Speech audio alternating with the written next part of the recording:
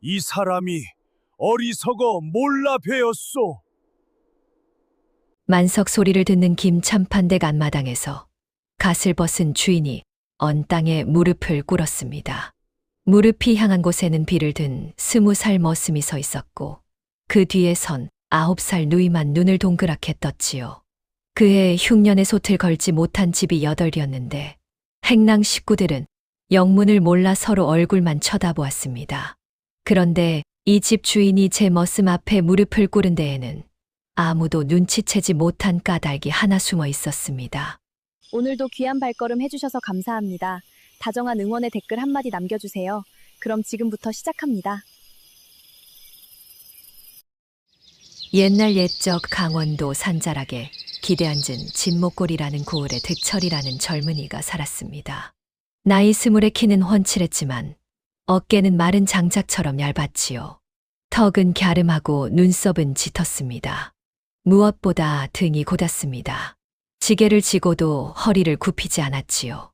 동네 노인들은 혀를 차며 한마디씩 했습니다. 등이 저리 뻣뻣해서야 남의 집밥은 어찌 먹누. 그해의 가을은 유난했습니다. 봄에는 비가 한 방울도 오지 않았지요. 여름에는 하루도 그치지 않고 쏟아졌습니다. 논에 심은 것이 뿌리째 떠내려갔습니다. 진목골 12집 가운데 8집이 솥을 걸지 못했지요. 득철에게 남은 것은 2가지뿐이었지요. 하나는 9살 먹은 누이 예분이었습니다. 또 하나는 죽은 아비가 남긴 종이 한 장이었지요. 아비의 이름은 명돌이었습니다. 이태 전 겨울 기침을 하다가 그대로 갔습니다. 그날 아침 아비가 종이 한 장을 쥐어주었지요. 이건 갚아야 하는 것이다. 사람이 진 것은 갚고 가야 한다. 득철은 그 종이를 2해 동안 품고 살았습니다. 글자를 다 읽지는 못했습니다. 다만 아비가 갚으라 했으니 갚아야 한다고만 여겼지요. 그해 10월 초닷새 남매는 진목골을 떠났습니다. 논두길에는 서리가 하얗게 앉아 있었습니다. 예분이가 집신 쉬는 발을 동동 구르며 오라비를 올려다보았지요. 오라버니, 우리 저 논 다시 와요? 온다. 갚을 것 갚으면 온다. 언제요? 모랬다. 그래도 온다.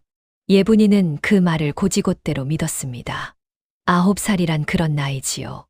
득철은 걸음을 멈추고 머리에 쓴 것을 고쳤었습니다. 누렇게 바랜 삼배 2건이었습니다.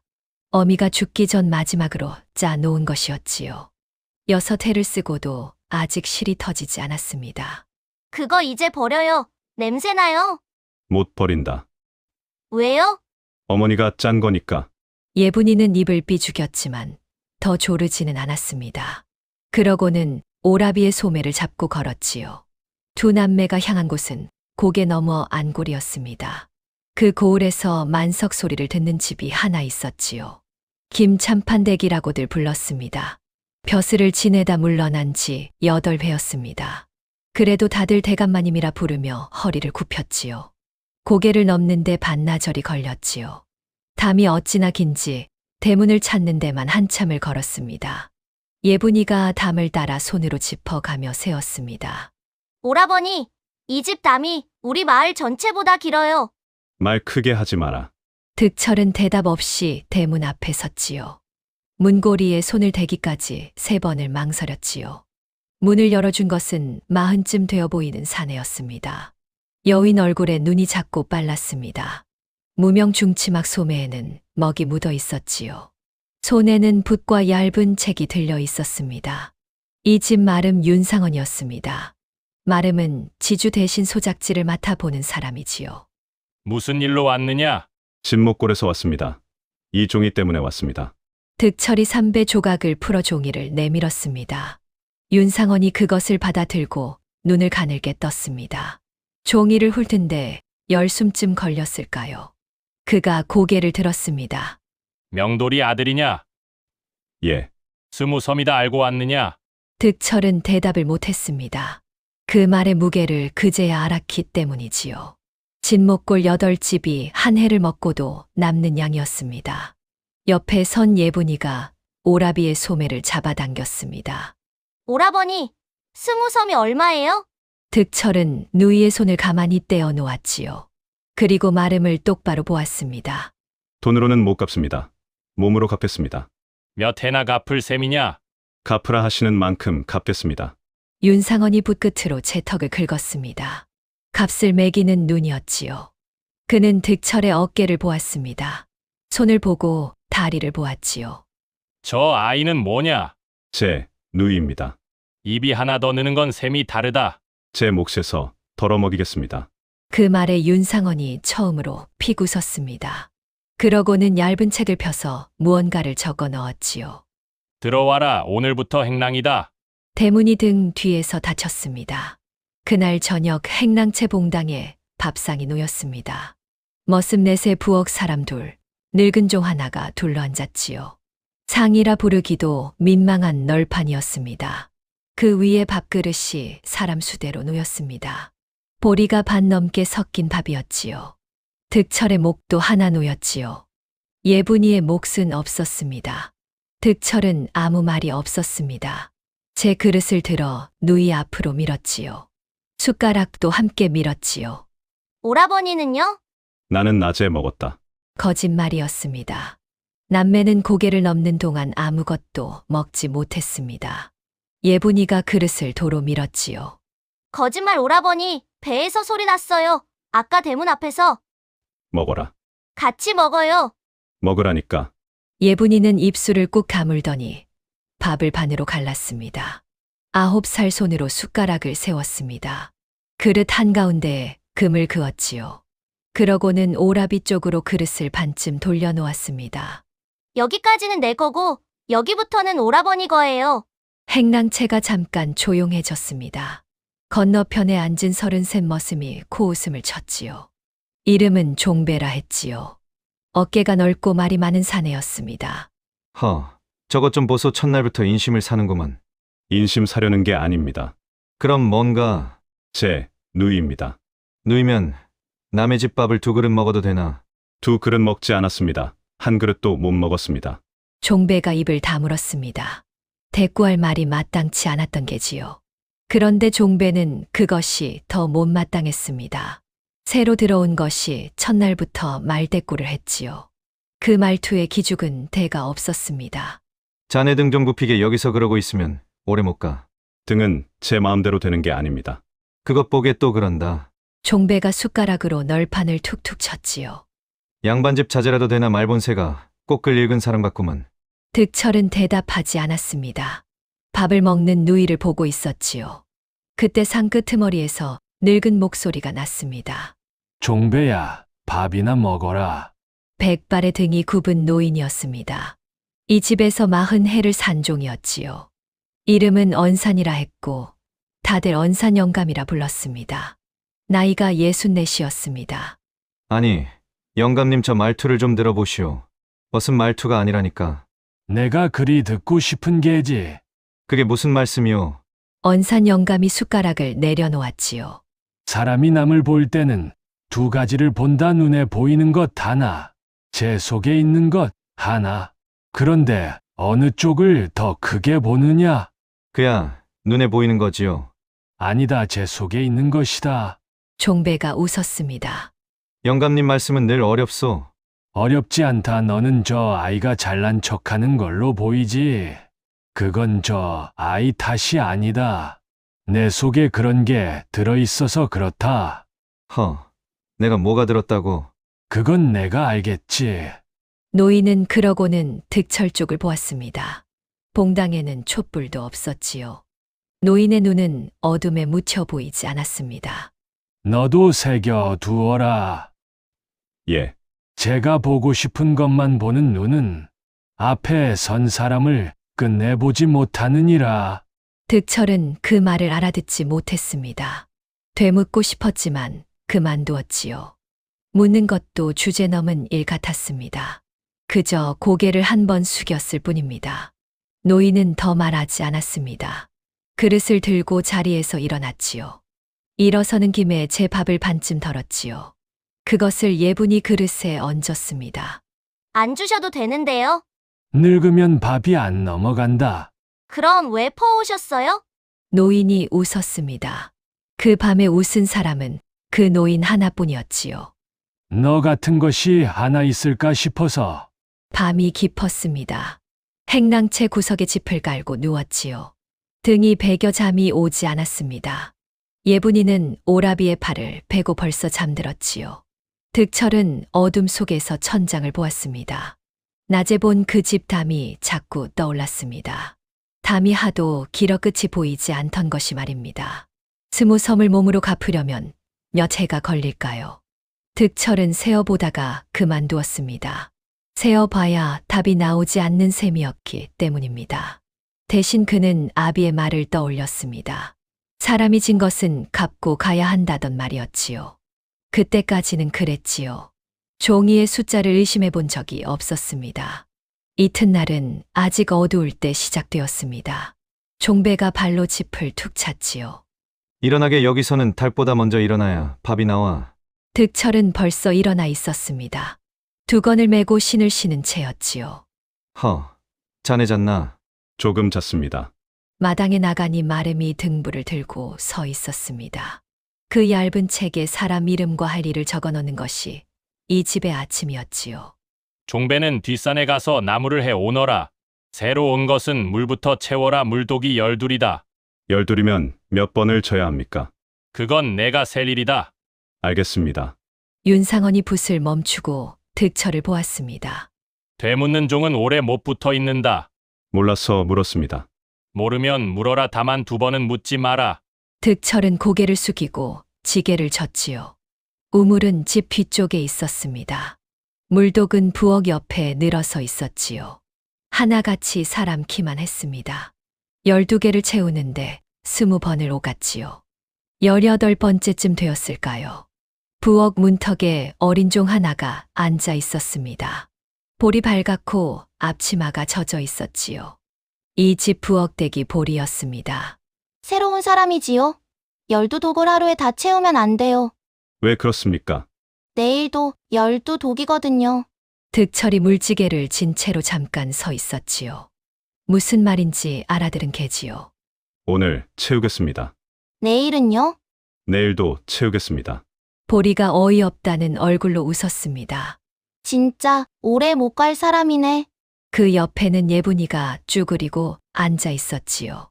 새벽부터 불려 나와 아궁이 앞에서 재를 퍼내는 중이었지요. 얼굴 절반이 검댕이였습니다. 오라버니, 나 이거 다 하면 밥 준대요. 그래. 아까 그 할아버지가 나 이름 물어봤어요. 뭐라 했느냐? 예분이라고 했지요. 그랬더니 좋은 이름이래요. 득철은 물지개를 고쳐 지고 우물 쪽으로 걸었지요. 좋은 이름이라는 말을 언제 들었던가요? 그는 기억나지 않았습니다. 보름이 지났습니다. 득철은 하루도 12독을 거르지 않았지요. 새벽에 물을 채우고 낮에는 나무를 했습니다. 저녁에는 마당을 쓸었지요. 열흘째 되던 날부터 종배가 말을 걸기 시작했지요. 자네, 팔뚝에 힘줄이 섰네. 물이 무겁습니다. 아니, 칭찬일세. 예. 사람이 참 칭찬을 받을 줄을 모르는구만. 종배는 툴툴거리며 나무짐을 반쯤 덜어갔습니다. 말은 사납고 손은 다른 사내였지요. 예분이는 부엌에 붙박였습니다. 재를 퍼내고 물을 나르고 나무를 다듬었지요. 보리가 옆에 붙어 이것저것 알려주었습니다. 여기서는 말 많이 하면 안 돼요. 나는 원래 말 많은데요. 그러니까 큰일이라는 거예요. 두 아이는 그날부터 붙어 다녔습니다. 사흘에 한 번은 산에 올라야 했지요. 겨울 땔감을 미리 쟁여두는 것이 이 집법이었습니다. 언산 영감은 지게를 지지 못했습니다. 대신 낫을 갈고 새끼를 꼬는 일을 맡았지요. 그날은 웬일인지 지팡이를 짚고 산까지 따라 올라왔습니다. 내 아비 이름이 명돌이라고 했더냐? 예. 진목골 명돌이면 내가 안다. 득철이 낫을 놓고 돌아보았지요.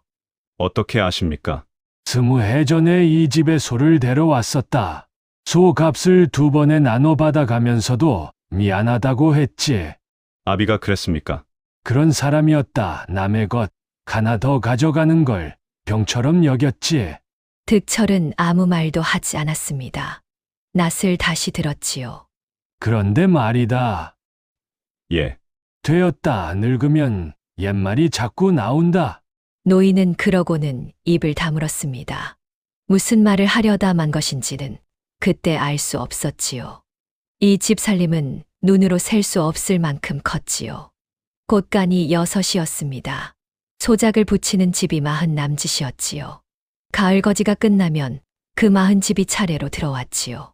마당에서 샘을 치렀습니다. 정산이 있던 날이었지요.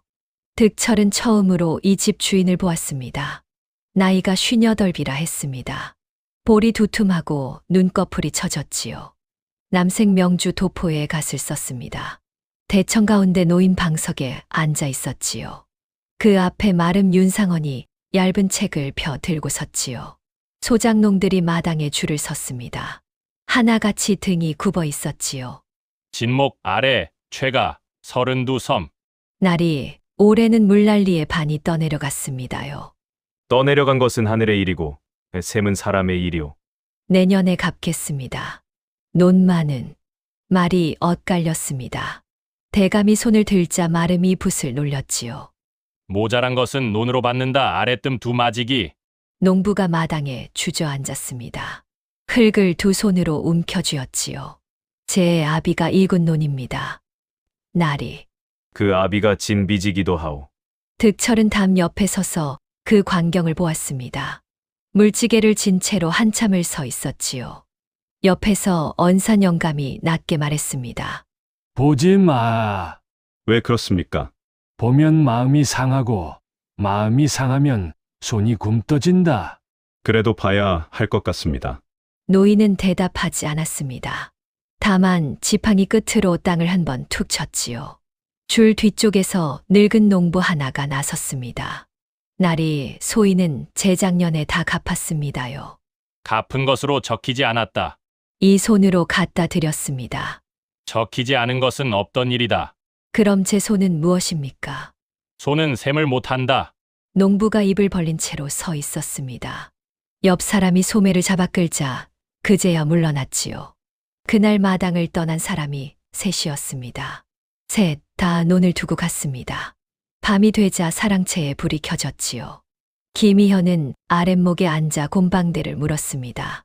윤상원이 문서함을 들고 들어와 무릎을 꿇었지요. 올해 편입된 것이 6마지기 올시다. 적은 편이오.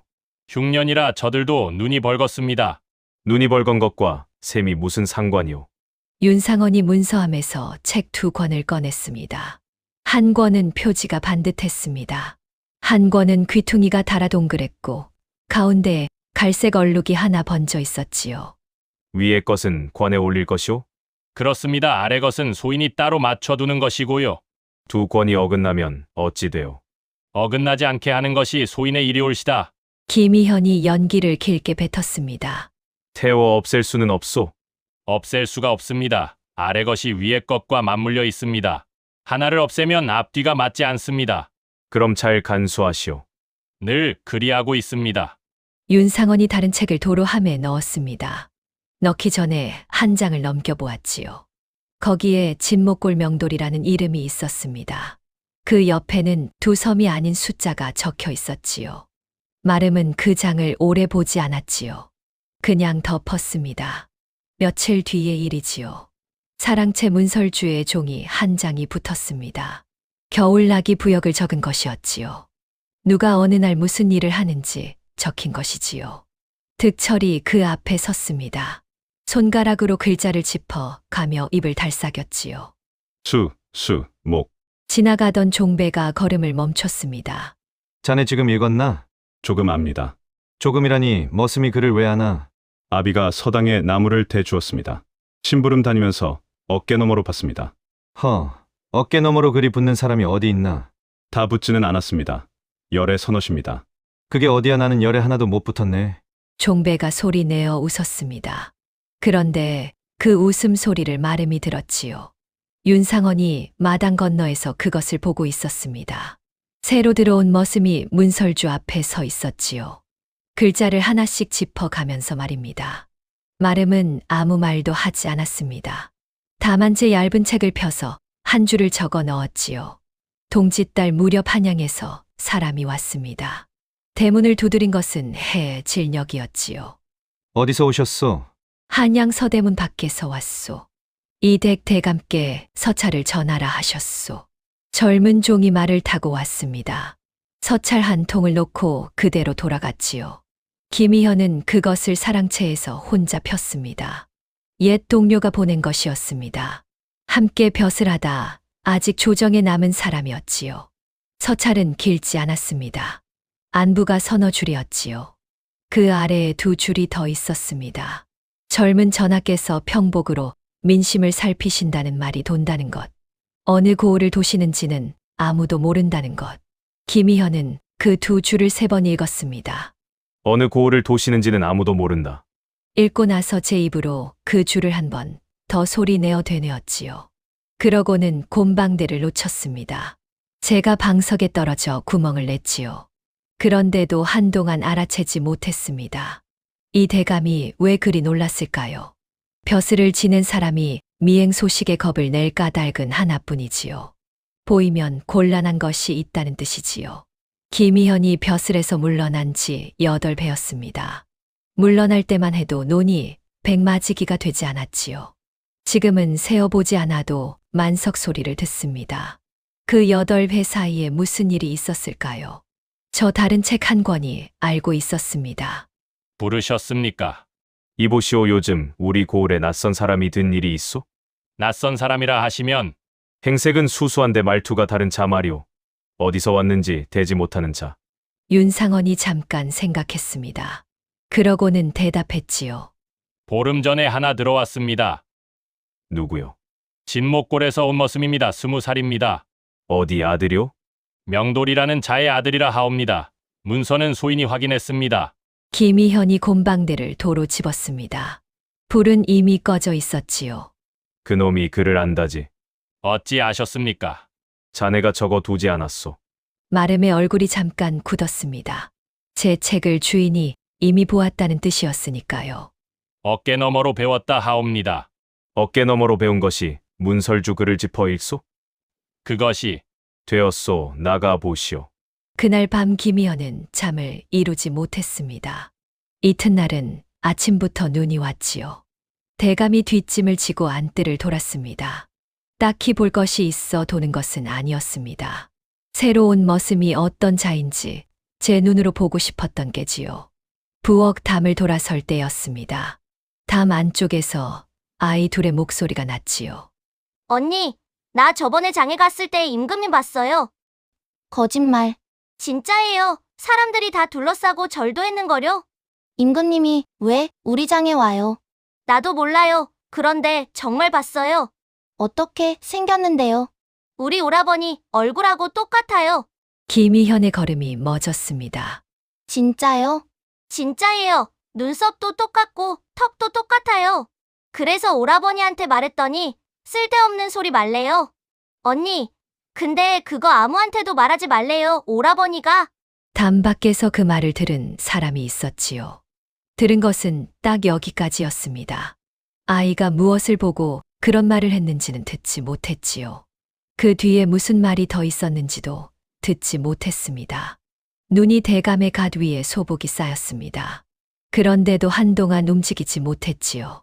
머릿속에서 서찰의 두 줄이 다시 펼쳐졌습니다. 젊은 전하께서 평복으로 민심을 살피신다. 그리고 담 안쪽의 목소리가 겹쳤지요. 우리 오라버니 얼굴하고 똑같아요. 아무한테도 말하지 말래요. 김희현은 천천히 돌아섰습니다. 눈길의 발자국이 어지럽게 찍혔지요. 그 발자국은 곧장 사랑채로 향했습니다. 걔 아무도 없느냐? 마름을 들라 하라. 윤상원이 눈을 비비며 들어왔습니다. 아직 해가 중천도 아니었지요. 부르셨습니까? 그 머슴 말이오, 진목골에서 왔다는 자. 예, 그 자를 오늘부터 안뜰 일로 돌리시오. 마름이 눈을 크게 떴습니다. 안뜰은 계집종이 하는 일입니다. 내 눈에 보이는 자리에 두라는 말이오. 까닭을 여쭤도 되겠습니까? 까닭은 없소. 그러면 다른 것들이 말이 많을 텐데요. 말이 많으면 다들 논으로 내보내시오. 윤상원은 더 묻지 않았습니다. 이 집에서 까닭을 2번 묻는 사람은 오래 붙어 있지 못하니까요. 다만 사랑채를 나서면서 마름은 고개를 갸웃했습니다. 20해를 모신 주인이 저런 눈을 하는 것은 처음 보았기 때문이지요. 두려워하는 눈이었습니다. 이튿날부터 득철의 일이 바뀌었습니다. 물독도 나무도 아니었습니다. 안뜰을 쓸고 화단의 마른 가지를 걷어내는 일이었지요. 사흘이면 끝날 일을 열흘에 걸쳐 하라는 지시였습니다. 행랑채가 술렁였지요. 자네, 무슨 수를 썼나? 술을 쓴 적 없습니다. 그럼 왜 안뜰인가 안뜰은 계집종 자리일세? 저도 모릅니다. 모른다는 사람이 안뜰에 있는 법은 없네. 종배의 말은 반은 놀림이고 반은 의심이었습니다. 하지만 정말 모르는 사람은 득철이었지요. 첫날 아침 대감이 툇마루에 나와 앉았습니다. 낮은 자리에서 마당을 내려다보는 것이 아니었습니다. 마당 쪽으로 몸을 반쯤 튼 채 비지라는 사내의 등을 보고 있었지요. 거기 자네. 예, 이름이 무엇인가? 득철이라 합니다. 성은? 없습니다. 대감의 눈이 잠깐 흔들렸습니다. 성이 없다는 말을 그는 다르게 들었지요. 감출 것이 있는 자는 늘 없다고 대답하는 법이니까요. 글을 안다지. 조금 압니다. 어디서 배웠는가? 서당 심부름을 다니며 어깨너머로 배웠습니다. 어느 서당인가? 진목골 아래 서당입니다. 훈장 어른은 벌써 돌아가셨습니다. 없는 사람을 대면 확인할 길이 없지요. 김희현은 그렇게 생각했습니다. 그날 낮에 대감이 종이 한 장을 들고 나왔습니다. 옛 문집에서 베낀 것이라 했지요. 이것을 읽어보게. 글자가 어렵습니다. 읽을 수 있는 데까지만. 득철이 종이를 받아들었습니다. 손끝으로 짚어가며 서너 자를 읽다가 멈췄지요. 여기부터는 모르겠습니다. 왜 모르는가? 배운 적이 없어서 그렇습니다. 모르는 것을 모른다 하기가 쉽지 않은데. 아는 척하면 나중에 더 곤란합니다. 김희현은 그 종이를 도로 받아 소매에 넣었습니다. 소매에 넣는 손이 가늘게 떨렸지요. 시험하려고 낸 종이었는데 정작 시험을 당한 쪽은 저였다고 그는 느꼈습니다. 그날 저녁상이 따로 나왔습니다. 행랑채가 아니라 안뜰 툇마루였지요. 흰쌀밥에 산적이 올랐고 국그릇에서 김이 올라왔습니다. 득철은 상 앞에 앉지 않았지요. 잘못 오신 것 같습니다. 이 댁에서 잘못 내가는 상은 없어요. 보리가 상을 내려놓고 도망치듯 물러났습니다. 득철은 한참을 서 있다가 상을 들었지요. 그러고는 행랑채로 걸어갔습니다. 어이쿠, 이게 웬 상인가? 같이 먹읍시다. 자네 것 아닌가? 혼자 먹으라고 주신 것 같지는 않습니다. 행랑 식구들이 그 상에 둘러앉았습니다. 산적은 8조각이었고 사람은 7이었지요. 마지막 한 조각은 예분이 그릇에 얹혔습니다. 이보게, 자네 이러다 안뜰에서 쫓겨나네. 쫓겨나면 다시 물이나 치겠습니다. 그 자리를 서로 못 가서 난리인데 자네는 왜 그런가? 서로 못 가서 난리인 자리면 제가 갈 자리가 아닙니다. 종배가 숟가락질을 멈췄습니다. 그러고는 고개를 절레절레 저었지요. 자네는 참 사람 헷갈리게 하는 재주가 있네. 멀리 안채에서 그 광경을 본 사람이 있었습니다. 김희현은 창호지 너머로 그것을 보고 있었지요. 본 것은 산적 8조각이었지만 그가 잃은 것은 다른 것이었습니다. 제 몫을 아랫사람에게 나누는 자, 혼자 먹지 않는 자. 마름을 부르시오. 예, 대감마님. 저것을 보시오. 윤상원이 창호지 틈으로 마당을 내다보았습니다. 상을 들고 행랑으로 갔습니다. 그것이 종의 행실이오. 배가 고파 나눠 먹는 것 아니겠습니까? 배가 고픈 자는 혼자 먹수. 마름은 대답을 찾지 못했습니다. 그 말에는 틀린 데가 없었으니까요. 내 말을 들으시오. 저 사람은 이 집 사람이 아니오. 그러면 무엇입니까? 김희현은 서차를 꺼내 마름 앞에 폈습니다. 두 줄을 손가락으로 짚었지요. 윤상원의 얼굴이 천천히 하얘졌습니다. 설마. 설마라는 말은 나도 했소. 3번 했소. 그러나 문서가 있습니다. 명돌의 아들이라는. 문서는 종이오. 종이는 만들면 되는 것이오. 이 말은 참으로 우스운 말이었습니다. 세상에 종이를 만들어 본 사람이 누구입니까? 바로 이 집 사랑채의 두 사람이지요. 제가 해본 짓이라서 남도 그러리라 여기는 것입니다. 하오나 나이가 20이라 하옵는데 자네는 전하의 얼굴을 뵌 적이 있소? 소인이 어찌 나도 없소. 선왕 때 물러났으니 새 임금은 뵌 적이 없소. 다만 젊으시다는 말은 들었소. 젊으시다면 스물 몇이라 하오. 윤상원이 입을 다물었습니다. 그때부터 이 집 마름의 셈이 달라지기 시작했지요. 주인이 저리 믿는데 혼자 아니라고 우겨서 득될 것이 없었으니까요. 그는 붓과 얇은 책을 다시 꺼냈습니다. 그러면 소인이 저 사람의 말을 적어두겠습니다. 무슨 말이오? 말이란 흘러가면 없어집니다. 적어두면 나중에 앞뒤를 맞춰 볼 수 있지요. 그리하시오. 한마디도 빠뜨리지 마시오. 마름이 물러났습니다. 그날부터 그 얇은 책에는 부역 일정 대신 다른 것이 적히기 시작했지요. 득철이 무슨 말을 했는가? 며칠 뒤 대감이 안뜰로 내려왔습니다. 비를 든 사내 앞에 두 걸음 앞까지 다가섰지요. 자네, 나에게 할 말이 없는가? 없습니다. 정말 없는가? 일이 늦어져 송구합니다. 그런 말 말고 그러면 무슨 말씀이십니까? 김희현이 목소리를 낮췄습니다. 여기 사람이 없소. 나 하나뿐이오. 예, 이제 말해도 돼요. 득철은 비를 세워 잡았습니다. 그러고는 또박또박 말했지요. 대감마님, 저는 진목골에서 온 머슴입니다. 아비가 진 빚을 갚으러 왔습니다. 그것 말고는 아무것도 아닙니다. 김희현의 얼굴에 웃음이 번졌습니다. 이상한 웃음이었지요. 반박을 들은 사람의 얼굴이 아니라 답을 들은 사람의 얼굴이었습니다. 그리 말할 줄 알았소. 참말입니다. 알겠소. 아무 말도 안 들은 것으로 하겠소. 들으셔야 합니다. 저는 머슴입니다. 알겠소. 알겠소. 대감은 손을 내저으며 물러갔습니다. 물러가는 걸음이 아까보다 가벼웠지요. 득철은 그 자리에 서서 제 손을 내려다보았습니다. 무슨 말을 더 해야 알아들을지 도무지 알 수 없었기 때문입니다. 그날 밤 언산 영감이 행랑채의 문을 열었습니다. 나가라. 예? 오늘 밤에 아이를 업고 나가라. 뒷담이 낮은 데를 내가 안다. 빚이 남았습니다. 빚은 죽으면 없어진다. 산 사람은 남는다. 도망친 종은 잡히면 어찌 됩니까? 잡히면 매를 맞겠지. 잡히면 예분이도 같이 맞습니다. 노인이 입을 다물었습니다. 득철이 집 위에 앉은 채로 말을 이었지요. 영감님, 제가 아니라고 말하면 될 줄 알았습니다. 그런데 아니라고 할수록 더 믿으십니다. 그래서 어쩔 셈이냐? 거짓말은 하지 않겠습니다. 묻는 대로 대답하고 키는 일을 하겠습니다. 그것으로 되겠느냐? 모르겠습니다. 그런데 도망은 안 갑니다. 노인은 한참 뒤에야 짧게 대답했습니다. 내 아비를 닮았다. 이것이 이 이야기에서 득철이 처음으로 스스로 정한 일이었습니다. 그리고 그 결정 때문에 이 집은 뒤집히게 되지요. 동짓달 스무날이었지요. 아침부터 안마당에 멍석이 깔렸습니다. 곳간에서 쌀가마가 나오고 부엌에서는 새벽부터 불이 꺼지지 않았지요. 종들은 영문을 모른 채 이리 뛰고 저리 뛰었습니다. 오늘이 무슨 날인가?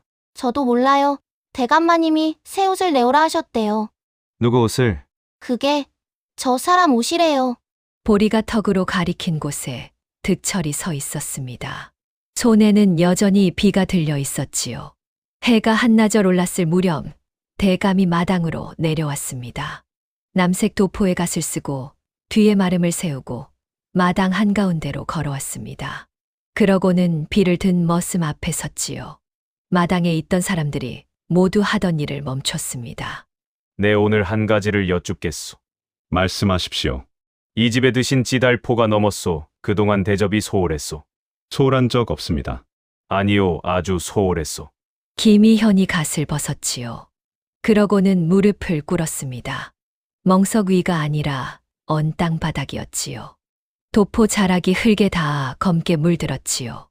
당장 저 아이를 데려오너라. 저희가 드신 밥그릇은 아무도 손대지 마라. 행랑채 식구들이 얼어붙었습니다. 종배는 나무짐을 진 채로, 보리는 물동이를 든 채로 굳었지요. 득철은 비를 놓쳤습니다. 대감마님, 일어나십시오. 이 사람이 어리석어 몰라배었소. 몰라뵐 것이 없습니다. 저는 머슴입니다. 그 말씀도 알겠소. 알겠다 하시면서 왜 무릎을 꿇으십니까? 그러니 더욱 꿇는 것이오. 마름이 종들 쪽으로 몸을 돌렸습니다.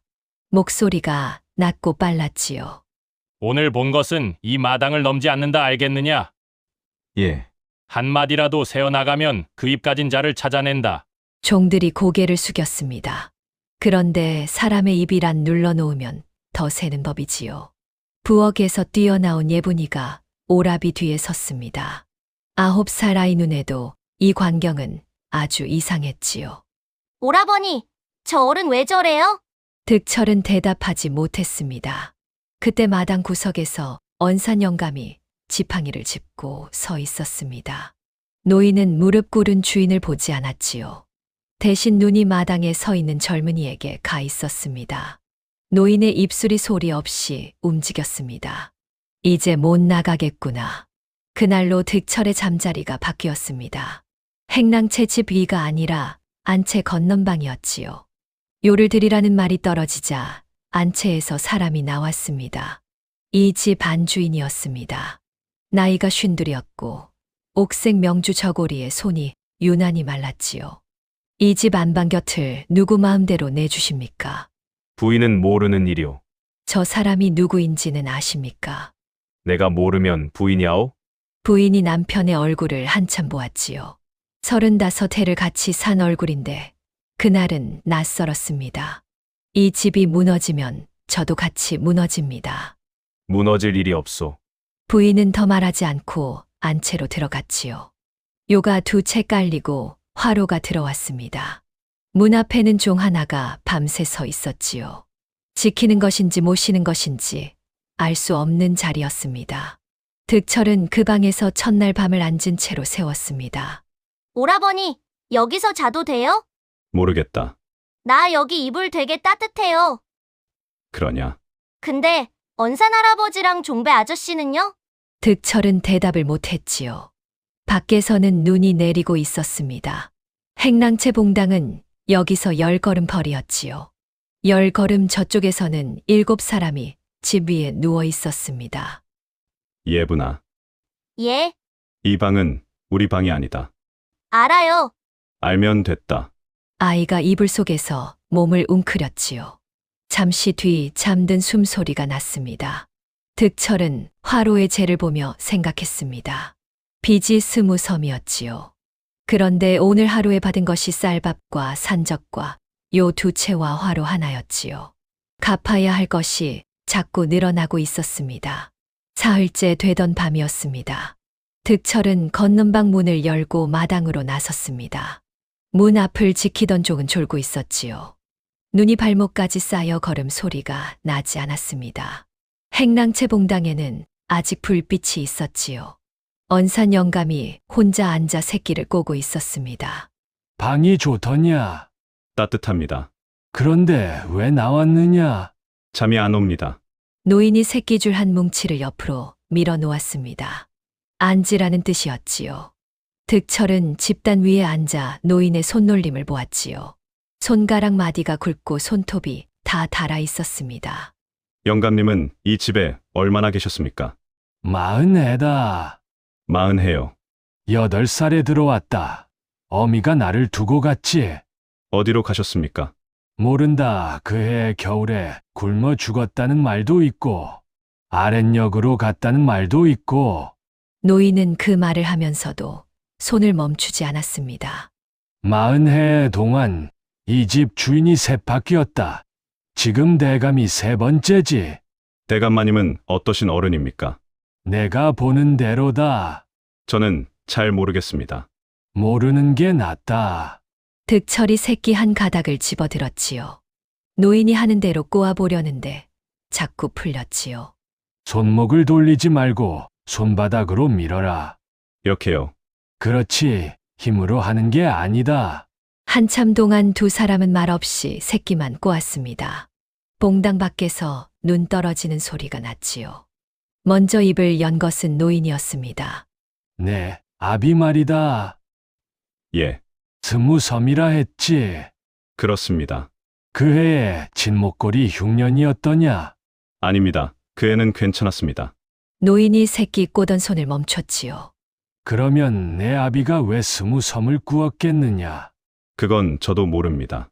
20섬이면 열 식구가 한 해를 먹는다. 내 집이 몇 식구였더냐? 넷이었습니다. 어머니 돌아가시고는 셋입니다. 셋이 20섬을 구워다 무엇에 썼겠느냐? 득철은 대답하지 못했습니다. 한 번도 그런 셈을 해본 적이 없었기 때문이지요. 아비가 갚으라 했으니 갚는 것이라고만 여겼으니까요. 영감님 그러면 되었다. 늙은이가 헛소리를 했다. 헛소리 같지 않습니다. 증거 없는 말은 헛소리다. 나는 그 집 곳간을 본 적이 없다. 노인이 새끼를 다시 꼬기 시작했습니다. 다만 나는 내 아비가 수옥값을 2번에 나눠 받아 가던 것을 봤다. 그런 사람이 20섬을 구워놓고 이태를 아무 말 없이 살았다는 게 걸린다. 그 말씀 기억하겠습니다. 기억만 해라. 입에 담지는 마라. 영감님, 대감마님이 왜 저러시는지 아십니까? 안다. 그러면 말씀해 주십시오. 말해준다고 내가 무엇을 하겠느냐? 득철이 손을 멈췄지요. 노인은 더 말하지 않았습니다. 그날 밤 봉당에서 새끼 2발을 꼬았습니다. 득철의 것은 굵기가 들쭉날쭉했지요. 노인은 그것을 버리지 않고 기둥에 걸어 두었습니다. 2일쯤 뒤의 일이지요. 마름이 득철에게 심부름을 시켰습니다. 고을 저자에 나가 지필묵을 받아 오라는 것이었지요. 종을 셋이나 딸려 보냈습니다. 모시고 다녀오너라. 모시라니요. 시키는 대로 해라.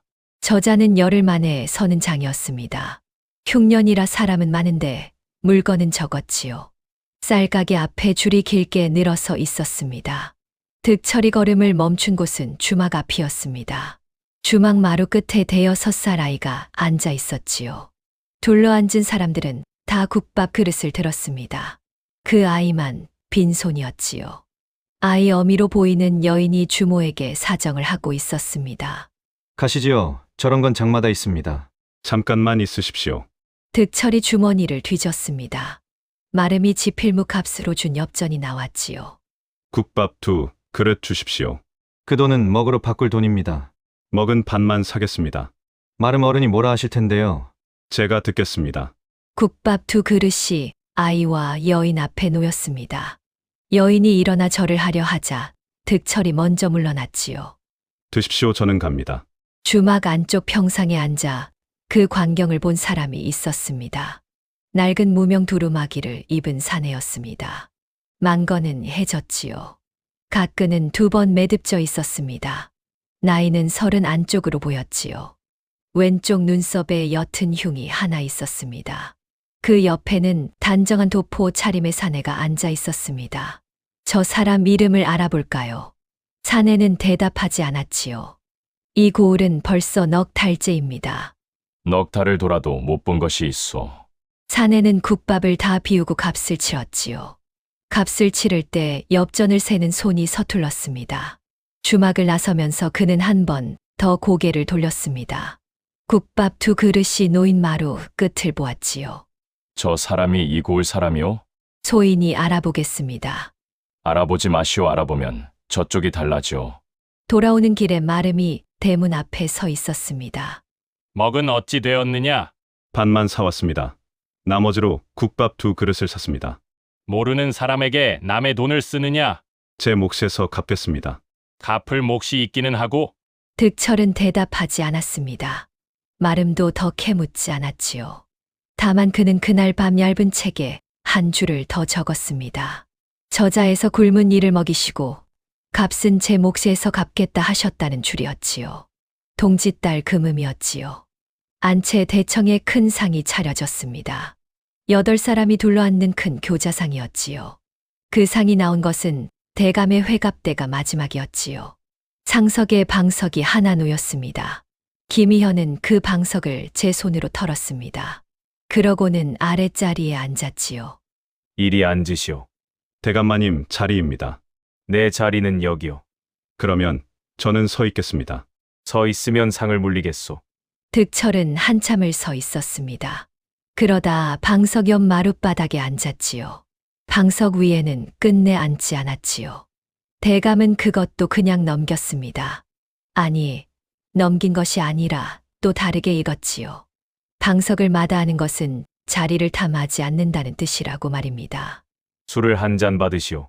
술은 못합니다. 한 잔이요. 일하는 사람이 낮술을 하면 안 됩니다.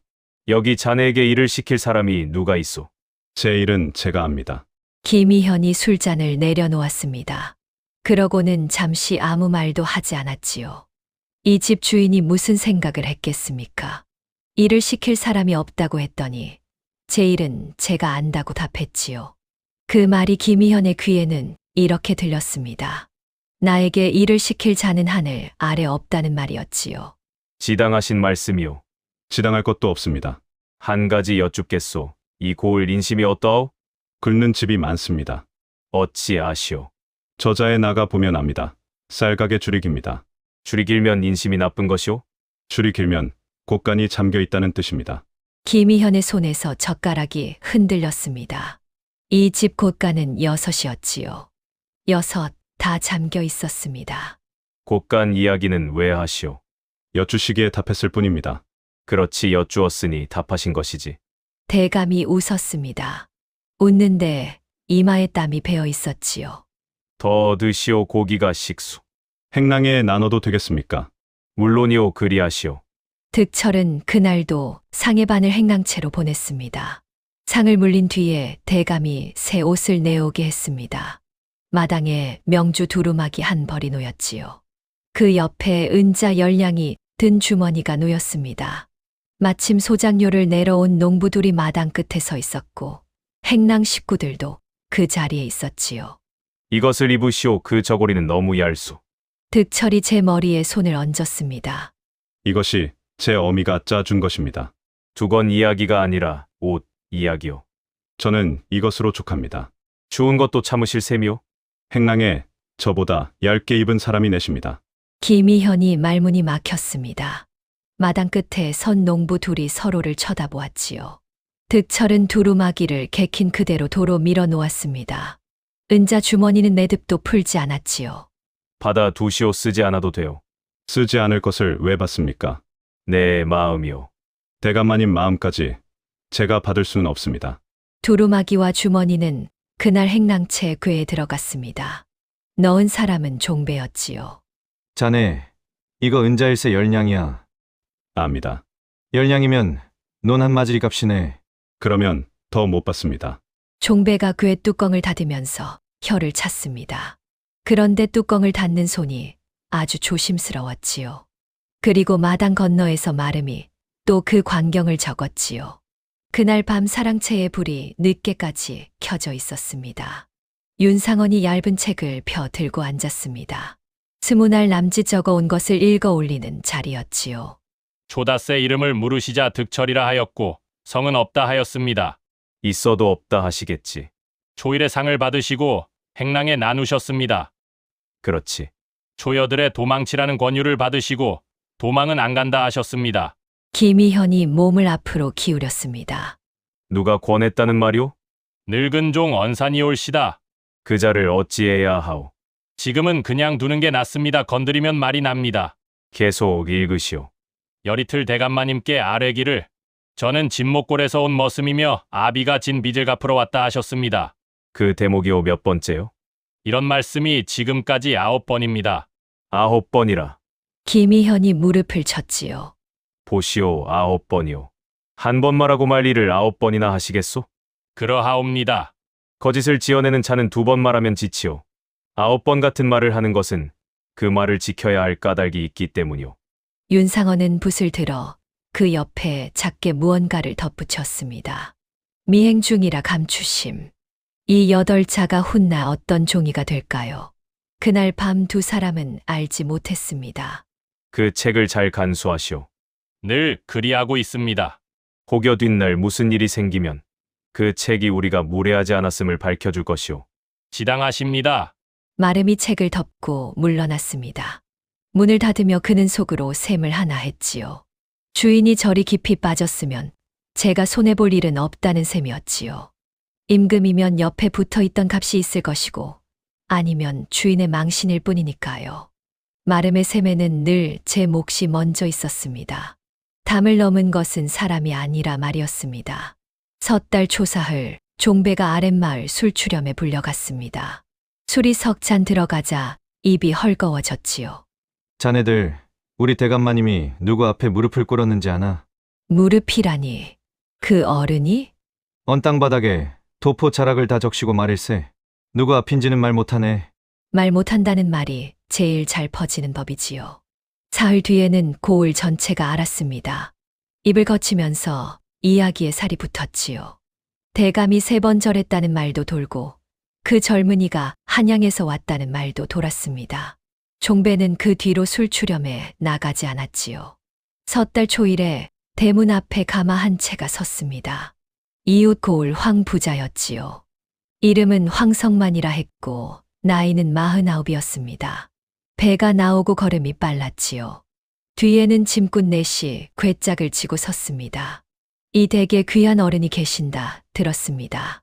어디서 그런 말을 들으셨소? 소인이 어디서 들었겠습니까? 다 아는 이야기지요. 김희현의 낯빛이 하얗게 질렸습니다. 알려지면 안 되는 일이 벌써 담을 넘었으니까요. 헛소문이오 돌아가시오. 헛소문이면 궤짝만 두고 가겠습니다. 궤짝이 열렸습니다. 비단 2필에 은자가 담겨 있었지요. 그 옆에는 논문서 한 장이 놓여 있었습니다. 서맞이기짜리였지요. 그리고 가마에서 17쯤 되어 보이는 처자가 내렸지요. 제 여식이 올시다. 지금 무슨 짓을 하시는 게요? 지시라니요. 인사 올시다. 여기는 내 집이오. 내 집 마당에서. 김대감 여식도 아닌데 무슨 상관이십니까? 상관이 없다니 상관이. 김희현이 말을 3번 고쳐하다가 결국 아무 말도 못했습니다. 제 집 마당에서 혼담이 오가는데 막을 수가 없었지요. 막으려면 저 젊은 것이 그럴 만한 사람이 아니라고 해야 하는데 그 말은 제 입으로 못할 말이었으니까요. 득철이 마당 저쪽에서 그 광경을 보고 있었습니다. 손에는 여전히 비가 들려 있었지요. 황성만이 그쪽으로 성큼성큼 걸어갔습니다. 어른, 소인 인사 올립니다. 사람 잘못 보셨습니다. 잘못 볼 리가 있습니까? 이 고을에서 이 소문 모르는 집이 없습니다. 저는 이 댁 머슴입니다. 예, 그러시겠지요. 그러시겠지요. 황성만은 고개를 끄덕이면서 궤짝 쪽으로 손을 뻗었습니다. 알아들었다는 얼굴이 아니라 다 안다는 얼굴이었지요. 논서 맞이기는 제 여식의 몫으로 잡아두었습니다. 받을 수 없습니다. 적어서 그러십니까? 적고 많고의 문제가 아닙니다. 처자가 아비 뒤에서 한 걸음 나섰습니다. 목소리가 작지 않았지요. 저는 아버지가 하라고 해서 왔습니다. 알겠습니다. 그런데 저도 궁금해서 왔습니다. 무엇이 궁금하십니까? 어른께서 정말 어른이신지요? 득철이 비를 세워 잡았습니다. 아닙니다. 그러면 저는 돌아가겠습니다. 딸아, 어른 앞에서 무슨 소리를. 아버지, 저분이 아니라시잖아요. 황성만이 딸의 소매를 잡아 끌었습니다. 딸은 끌려가면서도 고개를 돌려 한 번 더 보았지요. 저는 아비 빚도 못 갚은 사람입니다. 남의 논을 받을 자리가 아닙니다. 마당이 조용해졌습니다. 황성만의 얼굴이 벌개졌지요. 그런데 화가 나서 벌개진 것이 아니었습니다. 감격해서 벌개진 것이었지요. 소인이 오늘 사람을 하나 보았습니다. 논을 마다하는 사람은 처음 봅니다. 궤짝은 결국 도로 실려갔습니다. 다만 황성만은 돌아가면서 짐꾼들에게 이렇게 말했지요. 저 어른이 논을 마다하시더라. 그 말을 아랫역에 그대로 전해라. 소문은 이렇게 다시 한 번 커졌습니다. 섣달 열흘, 득철은 다시 저자에 나갔습니다. 이번에는 종을 5이나 딸려 보냈지요. 마름의 짓이었지요. 그런데 저자에 들어서자마자 사람들이 몰려들었습니다. 어른, 말씀 한마디만. 득철은 걸음을 멈출 수밖에 없었습니다. 앞을 막아선 것이 사람담이었으니까요. 가장 앞에 선 것은 서부자였습니다. 이름은 서덕수, 나이는 55이었지요. 수염이 길고 허리가 자꾸 굽었습니다. 이 사람은 말을 듣지도 않았습니다. 득철이 입을 열기도 전에 흙바닥에 넙죽 엎드렸지요. 수염이 땅에 닿았습니다. 일어나십시오. 소인이 소장료를 밀렸습니다. 한 말씀만 저는 그 댁, 소인이 다 알아서 하겠습니다. 어른께서는 가만히만 계시면 됩니다. 가만히 있으라니 부인할 틈조차 주지 않는 것이었지요. 득철이 입을 다물었습니다. 이런 청은 밀어내는 것보다 듣는 편이 빠르다는 것을 그날 알았습니다. 득철이 사람 담을 해치고 나가려 할 때였지요. 담 뒤쪽에서 늙은 농부 하나가 소리를 질렀지요. 어른, 소인은 청이 아니라 하소연입니다요. 사람들이 갈라졌습니다. 정산 마당에서 논을 두고 갔던 그 농부였지요. 손에는 헌집신 한 짝이 들려 있었습니다. 처음 빌린 것은 쌀 넉섬이었습니다. 넉섬이요. 그런데요. 그것이 해마다 불어서 22섬이 되었습니다. 그러다 논이 넘어갔습니다. 몇 해 만에요. 6해입니다. 득철이 그 자리에 우뚝 섰지요. 넉섬이 6해 만에 22섬이 되었다면 셈이 어떻게 되는 것인지 그는 헤아릴 수 없었습니다. 다만 제 품속의 종이가 떠올랐지요. 거기에는 20섬이라 적혀 있었습니다. 소인만 그런 것이 아닙니다.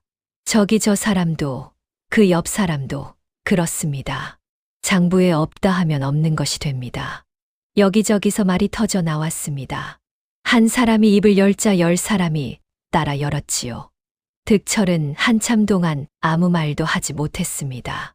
이 사람들이 왜 하필 저에게 이런 말을 할까요? 이유는 하나였습니다. 지금껏 이 말을 들어준 사람이 없었기 때문이지요. 제가 들었습니다. 들어주시는 것만도.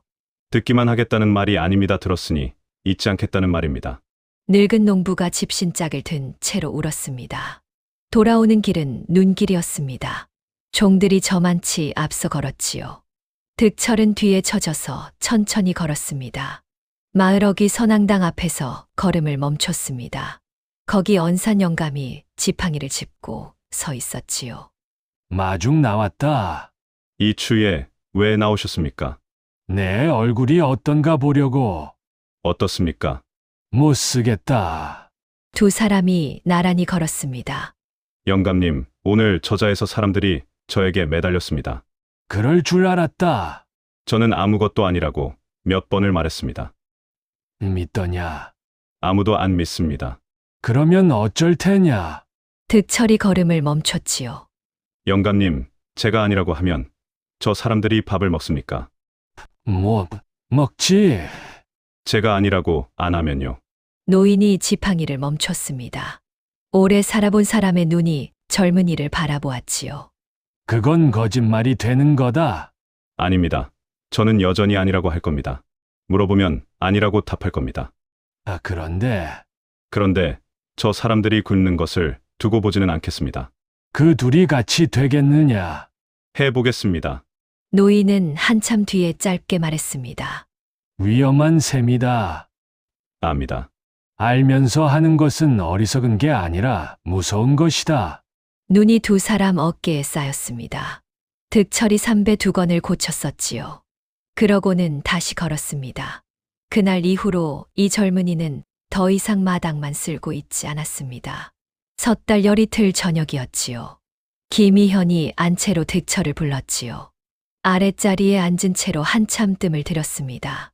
저자에 다녀오셨다지요. 예, 무엇을 보셨소? 사람을 봤습니다. 어떤 사람이요? 굶는 사람입니다. 김희현의 손가락이 잔을 만지작거렸습니다. 이 고을에 굶는 자가 그리 많소? 쌀가게 앞에 줄이 섰습니다. 그 줄이 저자 끝까지 갔습니다. 그것이 이 사람 탓이오? 탓을 여쭌 적 없습니다. 여쭌 적이 없는데 왜 말씀하시오? 물으셔서 답했습니다. 또 그 대답이었지요. 김희현은 그 대답이 제일 무서웠습니다. 이 사람은 늘 묻는 말에만 답합니다. 그런데 그 답이 하나같이 제 발등을 찍었습니다. 개 있느냐 말음을 들라 하라. 밤중에 불려온 윤상원이 무릎을 꿇었습니다. 부르셨습니까? 곳간을 여시오. 어느 곳간을 말씀이십니까? 셋째와 넷째. 마름의 얼굴이 일그러졌지요. 셋째만 해도 400섬입니다. 여시오. 대감마님 흉년의 곳간을 열면 내년 소장료를 받을 명분이 여시오. 김희현이 소리를 질렀지요. 잔이 넘어져 술이 방바닥에 번졌습니다. 지금 이 집에 무엇이 없어서 곡간을 모지어. 없는 것은 곡식이 아니라 낯이요. 윤상헌이 고개를 숙였습니다. 숙인 채로 이를 갈았지요. 물러나면서 마름은 제 얇은 책을 폈습니다. 그리고 이렇게 적었지요. 이날 곧간 셋째, 넷째를 여시게 하였다. 주어가 없는 문장이었습니다. 누가 열게 했는지 적지 않은 문장이지요. 붓을 놓으면서 윤상헌은 창밖을 한번 보았습니다. 건넌방에 아직 불이 켜져 있었습니다. 저것이 정말 임금이면 혼잣말이 반으로 끊겼지요. 뒷말은 입 밖에 내지 않았습니다. 이튿날 아침 마름이 부엌에 들어왔습니다. 곳간에서 낼 곡식을 세려면 부엌에 쟁여둔 것부터 맞춰야 했지요. 그는 겨드랑이에 책 한 권을 끼고 있었습니다. 예분이는 아궁이 앞에서 재를 퍼내는 중이었지요. 윤상헌이 부뚜막에 책을 펴놓고 돛박을 세기 시작했지요. 표지 귀퉁이가 달아서 동그랬고 가운데에는 갈색 얼룩이 하나 번져 있었습니다. 예분이가 저도 모르게 킥하고 웃었습니다. 무엇이 우스우냐? 아무것도 아니에요. 웃었지 않느냐? 어른들 책에도 국물이 묻는구나 해서요. 윤상헌이 책을 탁 덮었지요. 부엌 것이 남의 문서를 왜 보느냐? 안 봤어요. 얼룩만 봤어요. 고개 숙이고 내일이나 해라. 아이가 얼른 고개를 숙였지요. 마름이 책을 겨드랑이에 끼고 나갔습니다. 그날 아침 곳간 셋째와 넷째 문이 열렸습니다. 소작농들이 마당으로 몰려들었지요. 처음에는 20이었는데 낮이 되자 100이 넘었습니다.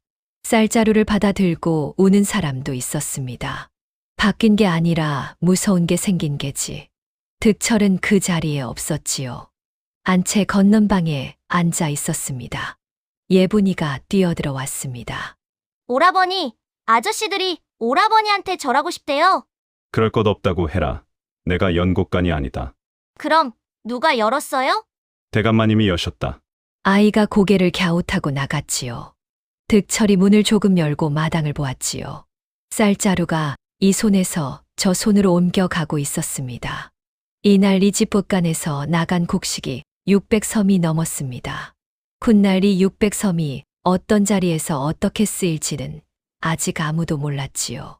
그날 저녁 예분이는 그 이야기를 오라비에게 했습니다. 오라버니, 오늘 마름 어른이 부엌에서 대박 세면서 책을 폈는데요. 남의 것을 보면 못 쓴다. 그냥 눈에 들어온 거예요. 근데 그 책 되게 더러워요. 국물 자국도 있고 귀퉁이도 다 달았어요. 그러냐? 어른들은 왜 그런 걸 안 씻어요? 씻는 것이 아니다. 득철은 그때 그 말을 흘려들었지요. 곳간이 열려온 집이 들썩인 날이었으니까요. 그런데 흘려들은 말이 나중에 되살아나는 법이지요. 이튿날 고을 주막이었습니다. 낡은 무명 두루마기를 입은 사내가 국밥을 앞에 두고 앉아 있었지요. 옆자리에서 술 추렴이 한창이었습니다. 자네 그 얘기 들었나? 김대감이 제 집 머슴한테 무릎을 꿇었다더군. 만석군이 왜?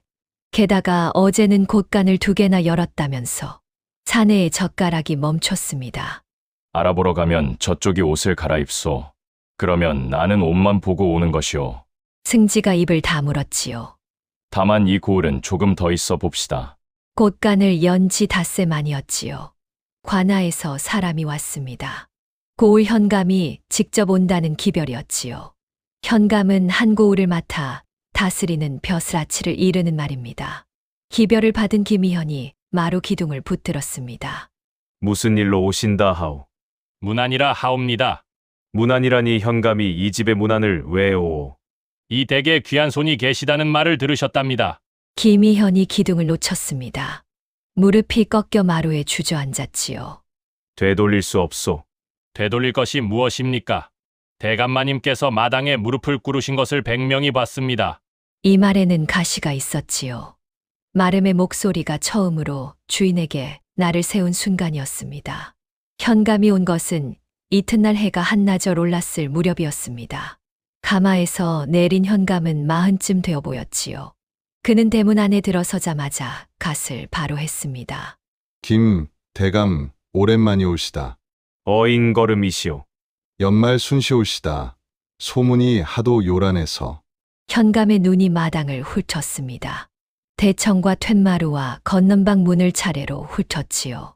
저 사람은 뉘시오. 저 사람은 이 집. 이 집에 잠시 머무는, 아니, 이 집 일을 보는. 현감이 눈썹을 올렸습니다. 만석군이 제 집 사람 하나를 뭐라 부를지 몰라 3번을 고쳐 말한 것이지요. 득철은 그때 뒤뜰에서 장작을 패고 있었습니다. 도끼를 든 채로 불려 나왔지요. 현감이 그를 보았습니다. 저 사람이요? 그저 집 사람이 올시다. 집 사람이 왜 도끼를 들었소? 장작을 패고 있었소. 장작을 패는 집 사람 앞에 김 대감이 무릎을 꿇었다는 말이오? 마당이 조용해졌지요. 현감은 대답을 기다리지 않았습니다. 대신 득철 앞으로 2걸음 다가섰지요. 어디서 오셨소? 진목골에서 왔습니다. 진목골 리대기오. 명돌의 아들입니다. 아비는 죽었습니다. 그러시오. 현감이 고개를 끄덕였습니다. 그러고는 아주 짧게 웃었지요. 네, 오늘은 이만 가겠소. 다만 김 대감. 말씀하시오. 이 집 일이 관하 문서에 오르지 않게 하시오. 오르면 나도 어쩔 수 없소. 가마가 대문을 나갔습니다. 김희현은 그 자리에 오래 서 있었지요. 이제는 물러설 자리가 없었습니다. 헛소문이라 하기에는 무릎 꿇은 것을 본 사람이 백이었고 사실이라 하기에는 아무 증거가 없었으니까요. 이 집 주인은 그 사이에 끼어 있었습니다. 섣달 금은밤이었습니다. 현감이 다녀간 뒤부터 마름의 걸음이 잦아졌지요. 낮에는 곳간, 밤에는 사랑채였습니다. 금은밤에 안채 마님이 잠을 이루지 못했습니다. 문틈으로 마당을 내다보았지요. 등불 하나가 뒷광 쪽으로 움직이고 있었습니다. 앞에 마름이 서고 뒤에 남편이 섰지요. 둘 사이에서 괴짝 끄는 소리가 났습니다. 여기까지만 옮기시지요. 더 안쪽으로. 소리는 오래 가지 않았습니다. 등불이 꺼지고 2 사람이 갈라졌지요. 마님은 문을 닫았습니다. 아무 말도 하지 않았고 그날 밤 아무에게도 말하지 않았습니다. 다만 문을 닫으면서 한 가지를 세웠지요. 이 집이 무너지면 제 몫이 얼마나 남을지를 말입니다. 정월 초닷새 저자의 장이 섰습니다. 새해 첫 장이라 사람이 유난히 많았지요. 보리가 새벽에 나갔다가 숨을 헐떡이며 돌아왔습니다. 오늘 장에 놀이패가 왔대요. 북치고 춤추고 하는 그 사람들이요. 언니, 나 가도 돼요? 마름, 어른이 허락하시면요. 그날 김희현은 저자에 나갈 일이 있었습니다. 관아에 낼 세곡 문서를 맡기러 가는 길이었지요. 가마 뒤에 마름이 따랐고 마름 뒤에 종 넷이 따랐습니다. 그 행렬이 저자 어귀에 들어섰을 때였지요. 북소리가 울렸습니다.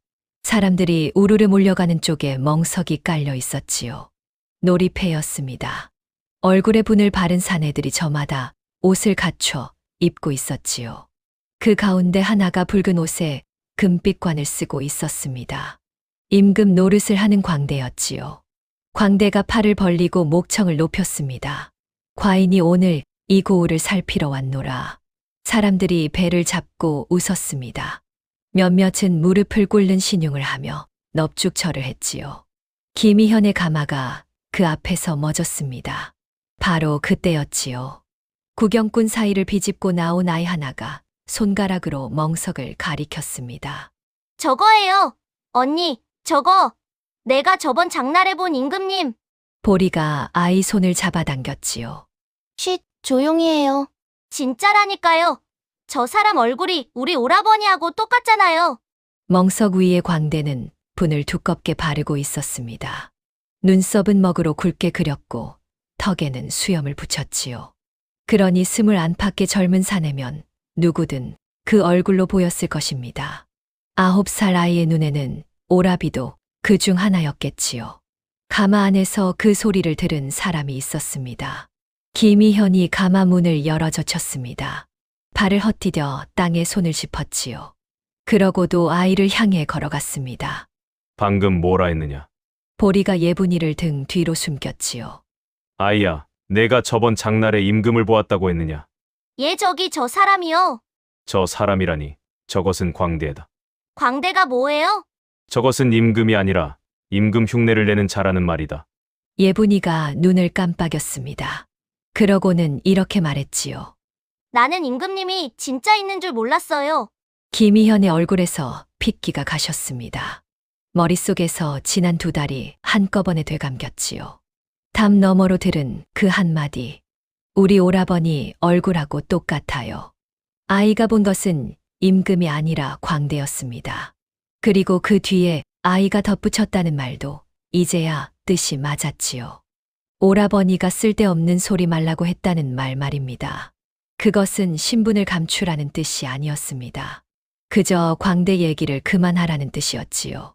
가마 옆에 선 윤상원이 낮게 말했습니다. 대감마님 여기서 이러시면 사람들이 봅니다. 김희현은 대답하지 않았습니다.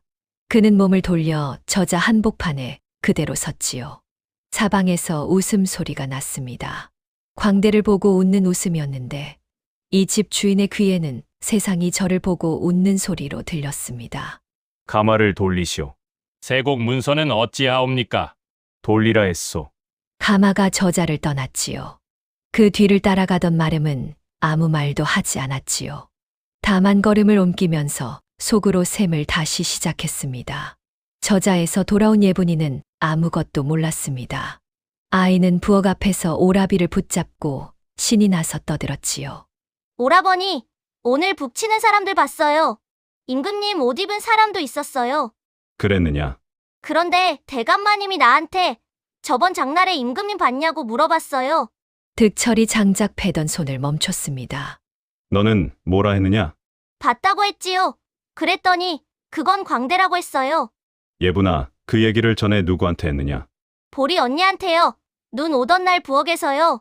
득철은 그 자리에 오래 서 있었습니다. 2달 동안 이 집에서 벌어진 일이 어디서 시작되었는지 그제야 알았기 때문이지요. 오라버니, 내가 뭐 잘못했어요? 아니다. 근데 왜 얼굴이 그래요? 춥다. 거짓말이었습니다. 그날은 그 겨울에서 가장 덜 추운 날이었지요. 그날 밤 사랑채에 불이 켜졌지요.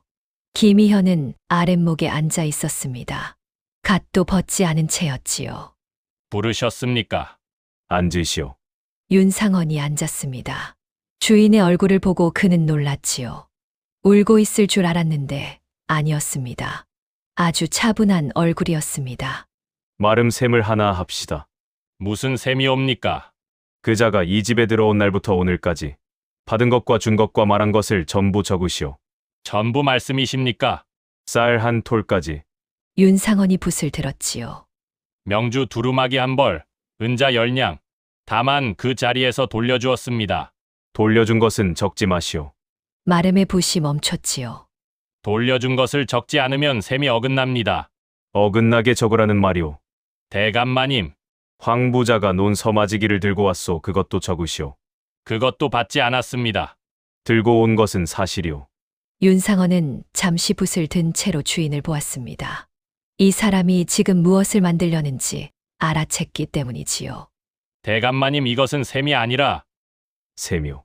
말씀을 낮추어 여쭙겠습니다. 저 사람을 어찌하실 셈이십니까? 김희현이 고개를 들었습니다. 그자가 이 집에 무엇으로 들어왔소? 빈 문서를 들고 들어왔습니다. 그 문서가 지금 어디 있소? 이 방 문서함에 있습니다.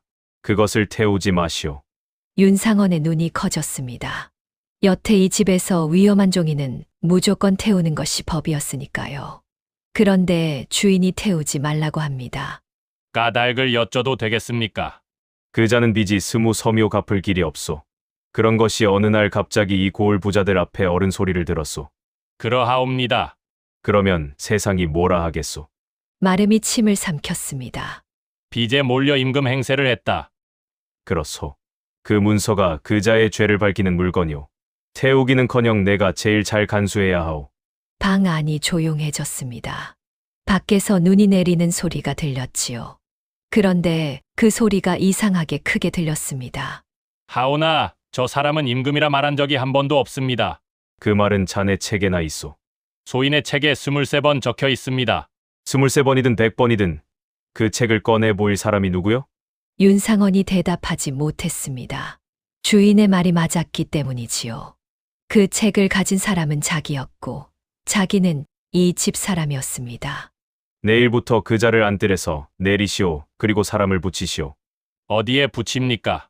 그 자가 누구와 말하는지, 어디를 다니는지, 무엇을 먹는지. 알겠습니다. 하나 더 그 늙은 종 말이오. 언산이 올시다. 그 늙은이가 그 자에게 무슨 말을 했는지 알아오시오. 마름이 물러났지요.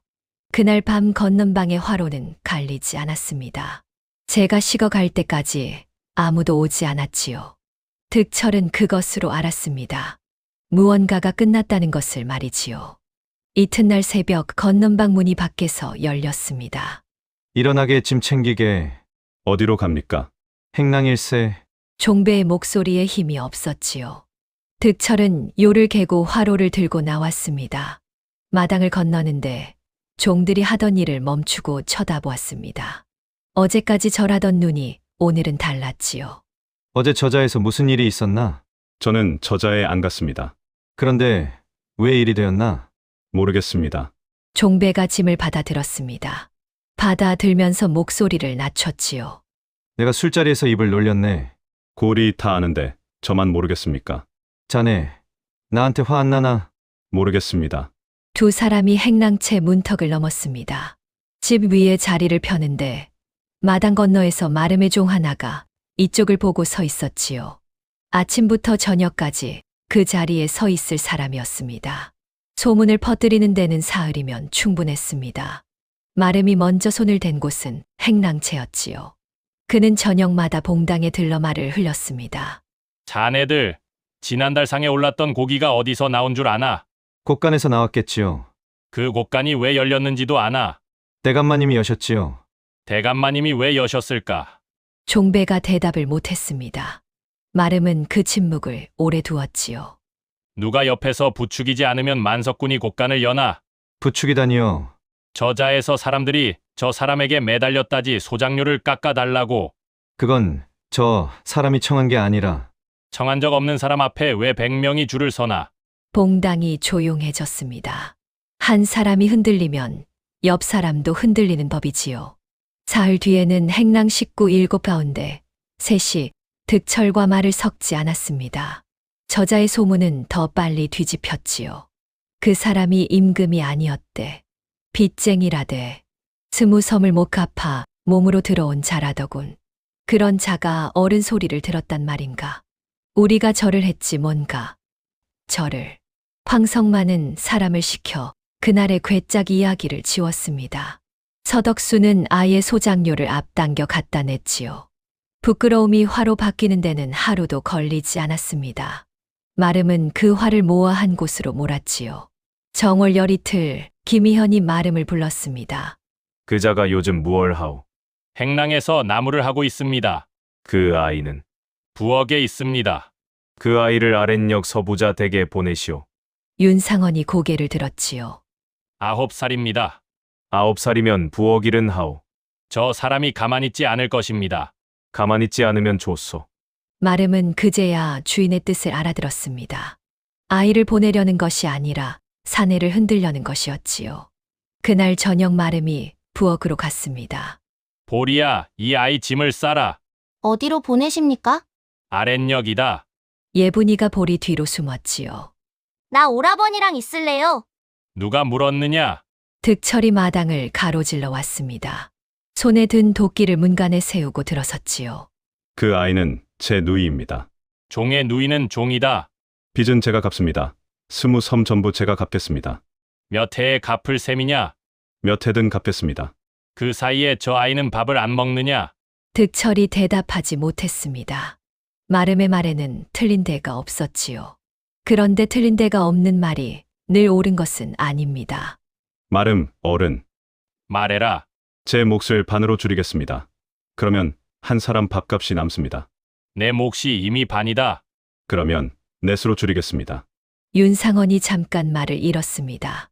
그러고는 등을 돌렸지요. 등을 돌린 것은 마음이 움직여서가 아니었습니다. 이 자리에서 더 신랑이 해봐야 제 손해라는 셈이었지요. 오늘은 두겠다 오늘만이다. 그 오늘이 사흘을 갔습니다. 나흘째 되던 날, 관아에서 사람이 왔습니다. 이번에는 가마가 아니라 포졸이었지요. 대문 앞에 창을 든 사내 넷이 섰습니다. 포졸 하나가 고발장을 펴서 읽어내렸지요. 김희현은 그 옆에 뒷짐을 지고 섰습니다.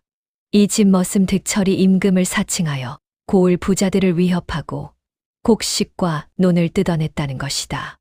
마당에 있던 사람들이 웅성거렸습니다. 득철은 나무를 지고 들어오다가 그 자리에 섰지요.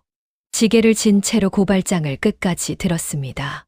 대감마님, 말하지 마시오. 한마디만 여쭙겠습니다. 말하지 말라 했소. 김희현의 목소리가 갈라졌습니다. 그 목소리에는 화보다 겁이 더 많이 섞여 있었지요. 저는 임금이라 말한 적이 없습니다. 없다는 말을 23번 했다지. 예, 23번 했습니다. 23번을 한 것 자체가 수작이오. 득철이 지게를 내려놓았습니다. 그러면 무슨 말을 해야 했습니까? 김희현은 대답하지 못했습니다. 대답할 수 없었지요.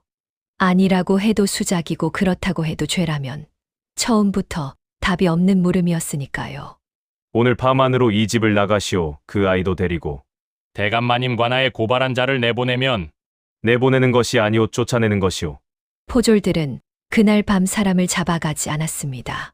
현감이 사실을 먼저 살핀 뒤에 잡아들이라 하였기 때문이지요. 해가 지고 눈이 오기 시작했습니다. 득철이 짐을 쌌습니다. 짐이라 할 것도 없었지요. 아비의 종이는 이미 이 집 문서함에 있었고 남은 것은 예분이의 헌 저고리 한 벌뿐이었습니다.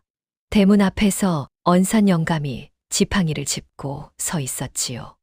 뭐 나간다. 비키시오. 영감. 이 밤에 아이를 내보내는 법이 어디 있소? 법은 내가 정하오. 40해요. 내가 이 집에 40해를 살았소. 그러니 비키라는 것이오. 노인이 대문 가운데로 한 걸음 더 나섰습니다. 지팡이를 두 손으로 짚고 버텼지요. 종 하나가 노인의 어깨를 밀었습니다. 미는 손보다 노인의 몸이 가벼웠지요. 노인이 뒤로 넘어지면서 문지방의 등을 부딪혔습니다. 괜찮다, 괜찮다. 영감님, 가라, 어서 가라. 그 실랑이에 득철의 머리에서 두건이 벗겨졌습니다. 낡은 삼배가 눈 위에 떨어졌지요. 예분이가 달려와 그것을 주었습니다. 눈을 털고 발끝을 들어 오라비 머리에 도로 씌워 주었지요. 이거 어머니 거잖아요. 예분이가 대문 안쪽에서 울음을 터뜨렸습니다. 아이는 사람들 사이를 헤치고 마당 한복판으로 뛰어나갔지요. 그러고는 대감을 향해 소리를 질렀습니다. 우리 오라버니는 임금 아니에요. 마당이 조용해졌지요. 한 번도 임금이라고 안 했어요. 그냥 우리 오라버니예요. 아이를 치우시오. 아저씨가 자꾸 임금이라고 했잖아요. 우리 오라버니는 아니라고 했는데. 김희현이 몸을 돌렸습니다. 아이의 말을 끝까지 듣지 않고 안채로 들어갔지요. 이 집 주인이 그날 밤 무엇이 제일 무서웠을까요? 관아도 아니고 소문도 아니었습니다. 9살 아이의 입에서 나온 그 말이 사실이라는 것, 그것 하나였지요. 남매는 마을어기 선앙당에서 밤을 났습니다. 돌담 안쪽에 집단이 조금 남아 있었지요. 득철이 제 저고리를 벗어 아이를 덮었습니다. 오라버니 안 추워요? 안 춥다. 거짓말. 자라, 오라버니, 말해라. 내가 그 얘기 안 했으면 이렇게 안 됐지요? 득철이 아이를 끌어안았지요. 아니다. 맞잖아요. 내가 한 말은 다 참말이었다. 참말을 한 사람이 잘못한 것이면 이 세상에 잘못 안 한 사람이 없다. 아이가 오라비 가슴에 얼굴을 묻고 울었습니다. 울다가 잠들었지요. 눈이 밤새 내렸습니다. 그 밤에 선앙당 앞을 지나간 사람이 둘 있었지요. 저 안에 아이가 있습니다. 얼어 죽겠습니다. 보았소. 그러면 그냥 두십니까? 사내가 걸음을 멈췄습니다. 돌담 안쪽에서 아이 우는 소리가 났지요. 아이 둘이 한겨울에 담 밖에 있는데 아무도 안 내다보. 이 고을에 사람이 없소. 사내가 몇 걸음 가다가 뒤도 돌아보지 않고 한마디를 남겼지요. 아랫말에 기별이나 넣어주시오. 누가 보냈는지는 말하지 마시고. 두 사람이 눈길을 걸어 내려갔습니다. 발자국이 곧 눈에 덮였지요. 이튿날 낮에 보리가 선앙당을 찾아왔습니다. 치마 밑에 주먹밥 2덩이를 감춰왔지요. 그런데 아이의 얼굴이 하얗게 질려 있었습니다.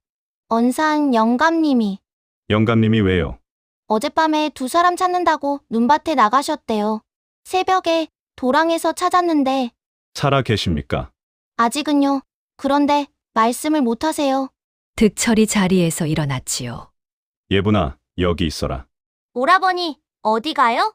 잠깐 다녀온다. 저 집에 가시면 잡혀요. 압니다. 그럼 왜 가세요? 득철은 대답하지 않았습니다.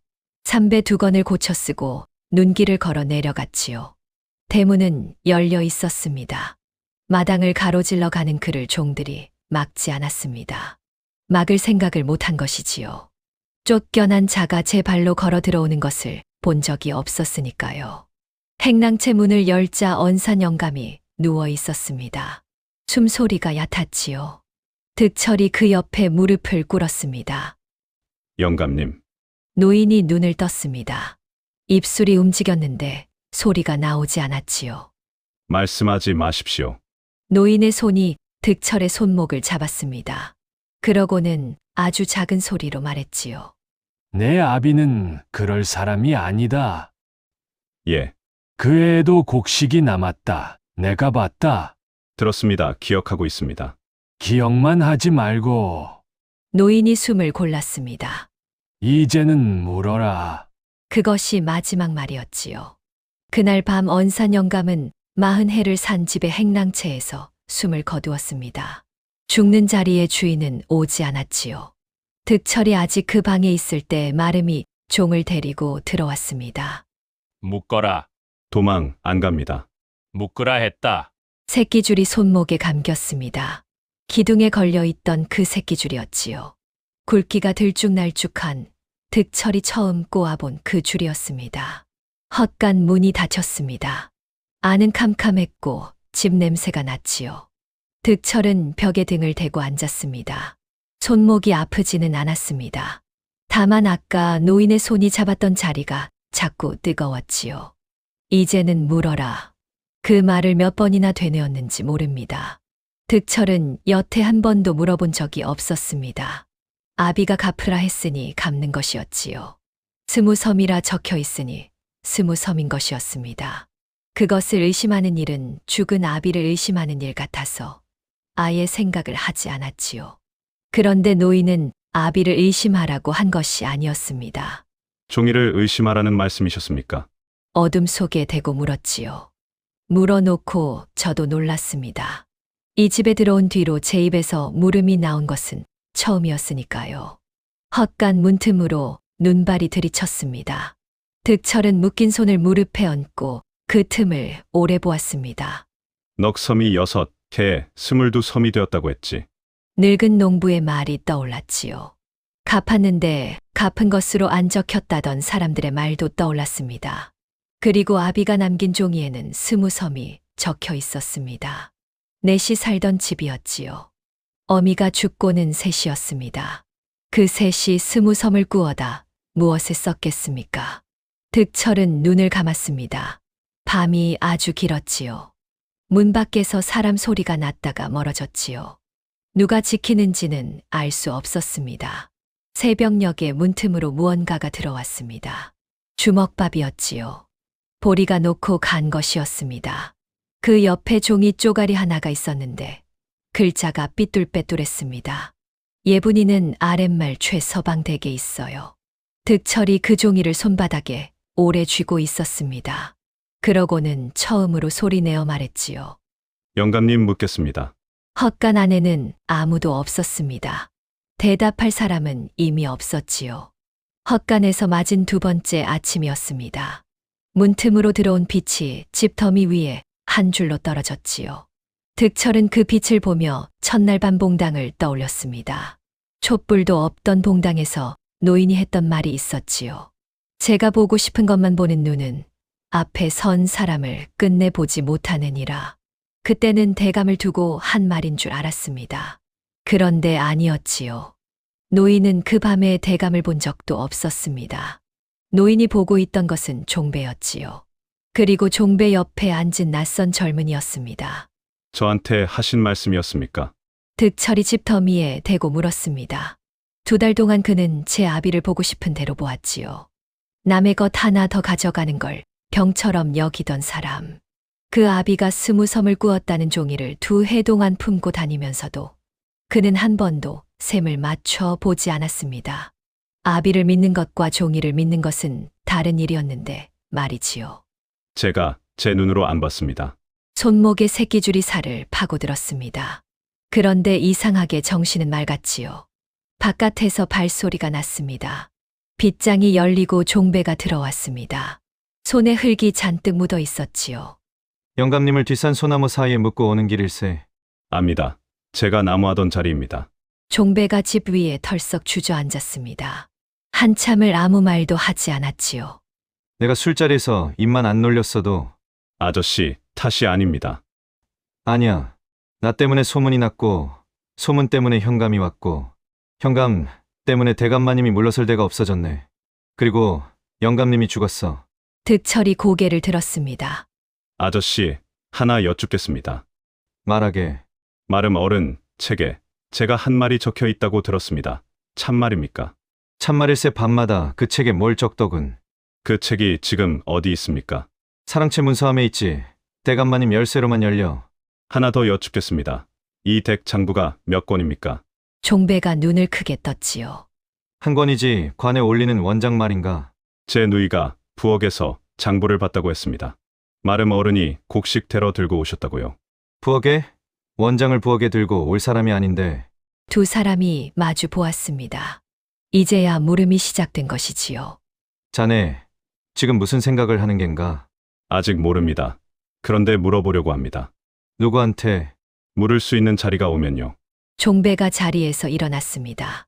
흙 묻은 손으로 무릎을 털었지요. 내가 증언하겠네. 무엇을요? 자네가 임금이 아니라고 한 것을 내가 들었네. 23번인지 100번인지는 모르겠고 하여간 내가 들었어. 아저씨가 손해를 봅니다. 영감님은 목숨을 봤네. 문이 다시 닫혔습니다. 그런데 이번에는 빗장 소리가 나지 않았지요. 같은 시각 아랫말 최서방 댁이었습니다. 예분이는 그 집 골방에 있었습니다. 보리가 하루에 2번씩 다녀갔지요. 그 집 마당에는 사람이 10명 모여 있었습니다. 곳간이 열리던 날 쌀자루를 받아갔던 사람들이었지요. 우리가 가만히 있으면 안 되네. 어쩌겠나. 김대감 소작 붙인 처지에. 그래도 그 사람이 아니었으면 곳간이 열렸겠나. 말이 오가는데 대문 밖에서 인기척이 났습니다. 낡은 무명 두루마기를 입은 사내와 도포 차림의 사내였지요. 하룻밤 묵어갈 수 있겠느냐고 물었습니다. 최서방이 방을 내주었습니다. 흉년에도 나그네를 재우는 것은 이 고을 인심이었으니까요. 밤에 그 사내가 마루로 나왔습니다. 아까 마당에서 하시던 말씀을 들었소. 부끄럽습니다. 손님 앞에서. 부끄러울 것 없소. 그 사람이 누구요? 이 위 김대감댁 머슴이 올시다. 득철이라 합니다. 사내의 눈이 잠깐 멈췄지요. 득철이라. 손님도 들으셨습니까? 저자에서 국밥을 2 그릇 산 사람이 있었소. 넉 달을 돌아다녔는데 그런 자는 처음 봤소. 바로 그 사람입니다. 사내가 마루 기둥에 등을 기댔습니다. 그 사람이 지금 어찌 되었소? 관아에 고발이 들어갔습니다. 임금을 사칭했다고요. 옆에 앉아있던 도포 차림의 사내가 헛기침을 했지요. 승지. 예, 관아에 가서 그 고발장을 보고 오시오. 소신이 무슨 자격으로. 자격은 내가 주겠소. 한경원이 자리에서 일어났습니다.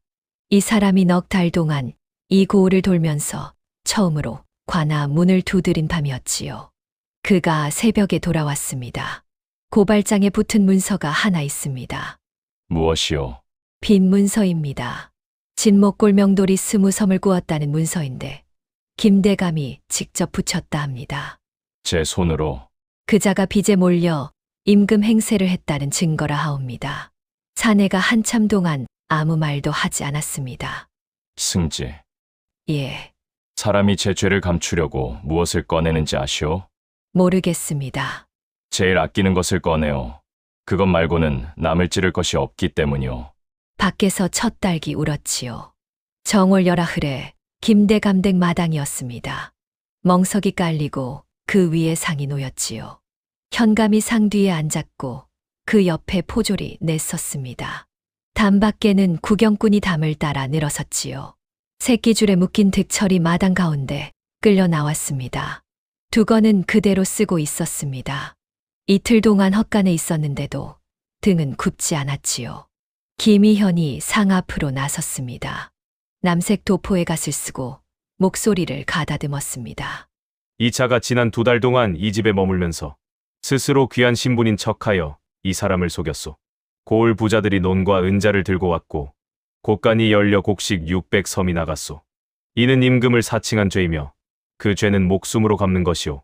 구경꾼들이 웅성거렸지요. 현감이 붓을 들었지요. 득철이라 했느냐? 그렇습니다. 할 말이 있느냐? 있습니다. 말해라. 득철이 고개를 들었습니다. 저는 2달 동안 제가 임금이 아니라고 말했습니다. 그 말을 들은 사람이 이 마당에 있습니다. 누구냐? 마당 뒤쪽에서 사내 하나가 손을 들었습니다. 어깨가 넓은 사내였지요. 소인이 들었습니다. 이름이 무엇이냐? 이 집 머슴 종배올시다. 김희현의 얼굴이 굳었습니다. 제 동무를 세우는 것이 무슨 증언이오? 동무 아닙니다. 소인은 저 사람을 미워했습니다. 그런데 왜 나서? 미워한 사람이 하는 말이라야 믿을 만하지 않겠습니까? 구경꾼들 사이에서 웃음이 터졌습니다. 현감이 상을 2번 두드렸지요. 소인이 들은 것만 3번입니다. 저 사람은 늘 저는 이댁 머슴이라 했습니다. 3번이 무슨 대수요? 3번은 소인이 들은 것이고 몇 번인지는 마름 어른 책에 적혀 있을 겁니다. 마당이 조용해졌습니다. 현감의 눈이 김희현에게 향했지요. 김, 대감 마름의 책이라는 것이 있소? 그런 것 없소. 사랑채 문서함에 있습니다. 대감마님 열쇠로만 열립니다. 없다 하지 않았소. 문서함을 여시오. 현감의 목소리가 낮았습니다. 김희현이 움직이지 않자 포졸 둘이 사랑채로 향했지요. 문서함이 마당으로 나왔습니다. 열쇠는 김희현의 허리춤에 있었습니다. 그는 그것을 풀어주지 않으려다 구경꾼 200명의 눈을 보고 결국 풀었지요. 함이 열렸습니다. 안에는 얇은 책이 한 권 들어있었지요. 원장과 다른 문서들은 김희현이 그날 아침에 미리 빼돌린 뒤였습니다. 현감이 그 책을 폈습니다. 한 장을 넘기고 또 한 장을 넘겼지요. 초다새 이름을 물으시자 득철이라 하였고 성은 없다 하였다. 초일의 상을 받으시고 행랑에 나누셨다. 열이틀 저는 진목골에서 온 머슴이며 아비가 진 빚을 갚으러 왔다 하셨다. 현감이 고개를 들었습니다. 김, 대감, 이 책은 누가 적은 것이오? 마름이 적었소. 마름은 어디 있소? 윤상원이 마당 구석에서 한 발짝 나왔습니다. 얼굴이 하얗게 질려 있었지요. 소인이 적었습니다. 이 사람이 임금이라 말한 대목이 있소? 없습니다. 그러면 무엇이 있소? 아니라고 한 대목이 23번 있습니다. 김희현이 소리를 질렀습니다. 그것이 수작이오.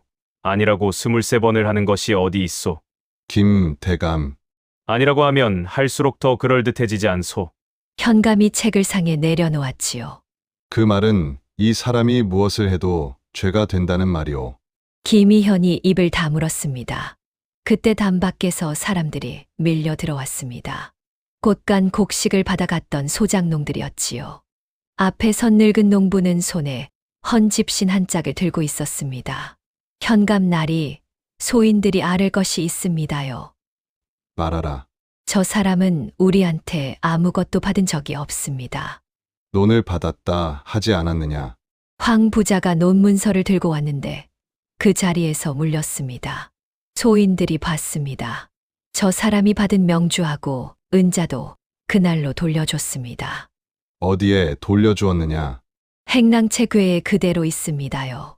포졸이 행랑채로 뛰어갔지요. 잠시 뒤 명주 두루마기 한 벌과 은자 10냥이 마당에 놓였습니다. 두루마기는 개킨 자국 그대로였고 은자 주머니는 매듭이 풀리지도 않았지요.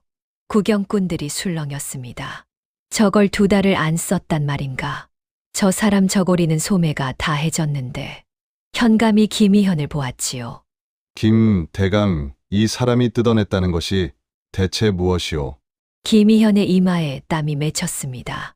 그는 손을 소매 안으로 넣었지요. 거기에 이 자리를 뒤집을 종이가 한 장 들어 있었습니다. 여기 있소. 김희현이 소매에서 종이 한 장을 꺼냈습니다. 누렇게 바랜 종이었지요. 접힌 자국이 3군데 나 있었습니다. 이태 동안 한 젊은이의 품속에 있다가 2달 동안 이 집 문서함에 있던 종이었지요. 이것이 그자가 이 집에 들고 온 빈 문서요. 읽어 보시오. 진목골 명돌, 곡식 스무 섬갚을 기한 넘기. 김희현이 그 종이를 상 위에 올려놓았습니다. 스무 섬을 몸으로 갚으려면 10해가 걸리오 10해요. 그래서요. 10해를 종으로 살아야 할 것이 2달 만에 어른 소리를 들었소. 사람이 그런 자리에 서면 나가고 싶지 않겠소? 구경꾼들이 웅성거렸습니다. 말이 되는 소리였기 때문이지요. 빚에 몰린 자가 사람들의 착각을 이용했다는 이야기는 듣기에 아주 그럴듯했습니다. 현감이 붓을 들었지요. 득철이라 했느냐? 이 문서를 아느냐? 압니다. 제 아비가 남긴 것입니다. 스무 섬이 맞느냐? 득철이 잠깐 눈을 감았습니다. 이제는 물어라. 그 말이 귀에 다시 들렸지요. 모르겠습니다. 모르다니. 저는 그 종이를 2해 동안 품고 다녔습니다.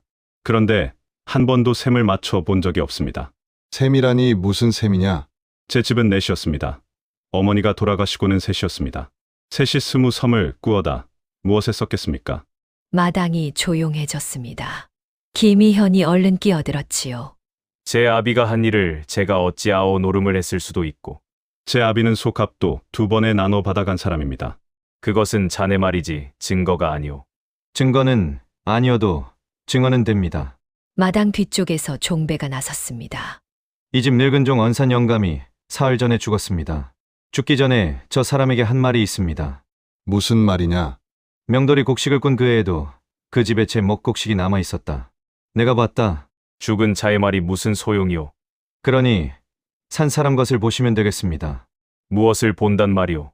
관에 올린 원장을 보시면 되지요. 김희현의 입이 다물렸지요. 바로 그때였습니다.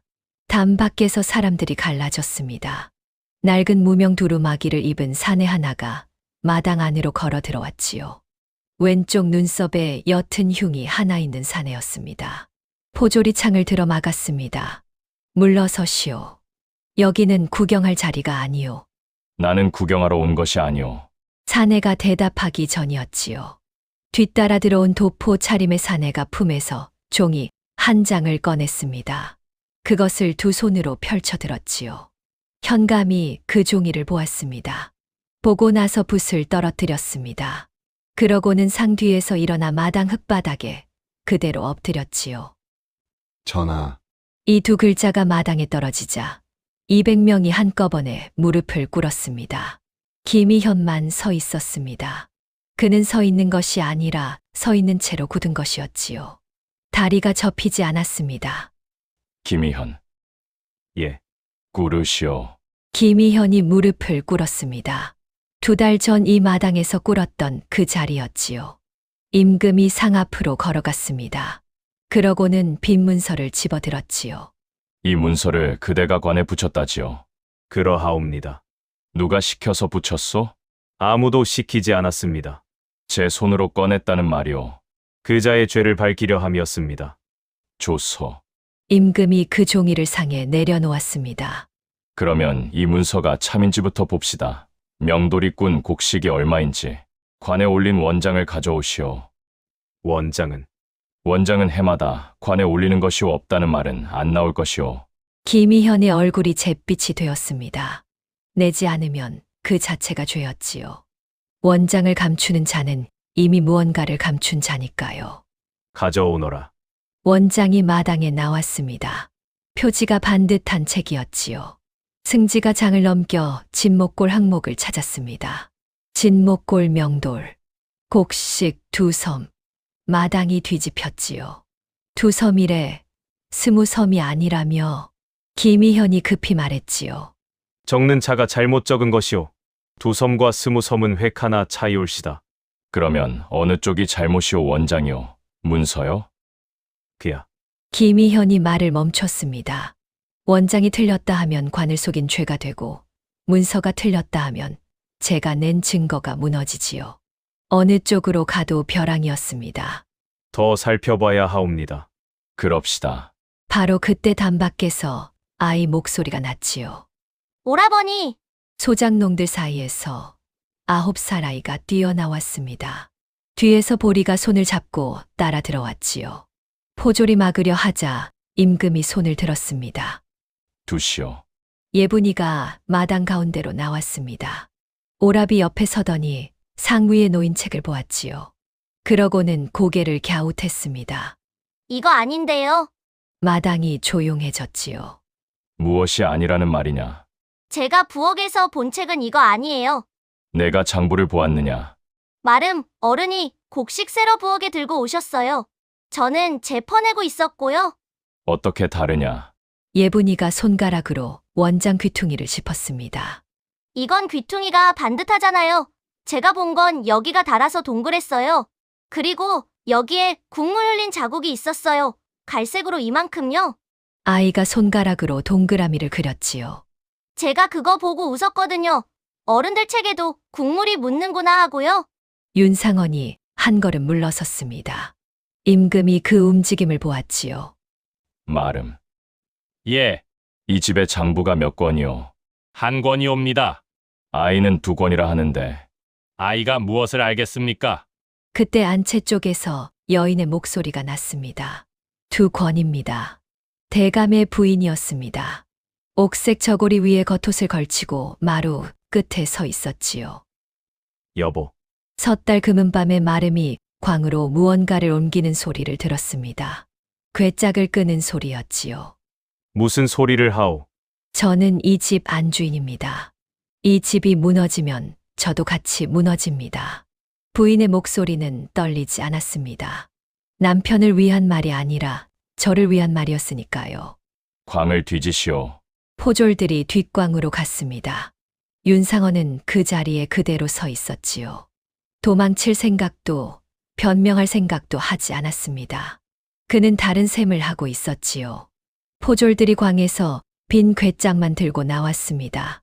안에 아무것도 없습니다. 김희현의 얼굴에 핏기가 돌았지요. 보시오 없지 않소. 그런데 그 순간 마름이 입을 열었습니다. 전하, 말하시오. 궤짝은 미끼 올시다 물건은 곳간 넷째 문 안쪽 벽에 있습니다. 널판을 뜯으면 나옵니다. 김희현이 마름을 돌아보았습니다. 눈이 튀어나올 듯 했지요. 자네가 지금 무슨 짓을 하는 겐가? 소인은 살아야겠습니다. 이놈이. 대감마님 소인이 20회를 모셨습니다. 그런데 오늘 대감마님이 저 사람을 어찌 몰았는지 소인이 다 봤습니다. 저 사람에게 하신 것을 소인에게 못하실 까닭이 없지요. 윤상원은 그 말을 하면서 주인을 보지 않았습니다. 마당 흙만 보고 있었지요. 이 사람은 끝까지 뉘우친 것이 아니었습니다. 다만 저울을 다시 놓았을 뿐이지요. 곳간 넷째의 널판이 뜯겼습니다. 기름종이에 싼 책 한 권이 나왔습니다. 귀퉁이가 달아 동그랬고 표지 가운데 갈색 얼룩이 하나 있었지요. 예분이가 손뼉을 쳤습니다. 저거예요. 제가 본 거요. 승지가 그 책을 폈습니다. 진목골 항목을 찾는데 오래 걸리지 않았지요. 진목골 명돌, 받아낼 것 20섬, 다음 해 아랫뜸 논 2마지기 편입. 마당이 웅성거렸습니다. 계속 읽으시오. 아래말 최가, 넉섬, 받아낼 것 22섬, 논 편입, 윗말 조가, 2섬, 받아낼 것 18섬, 밭 편입.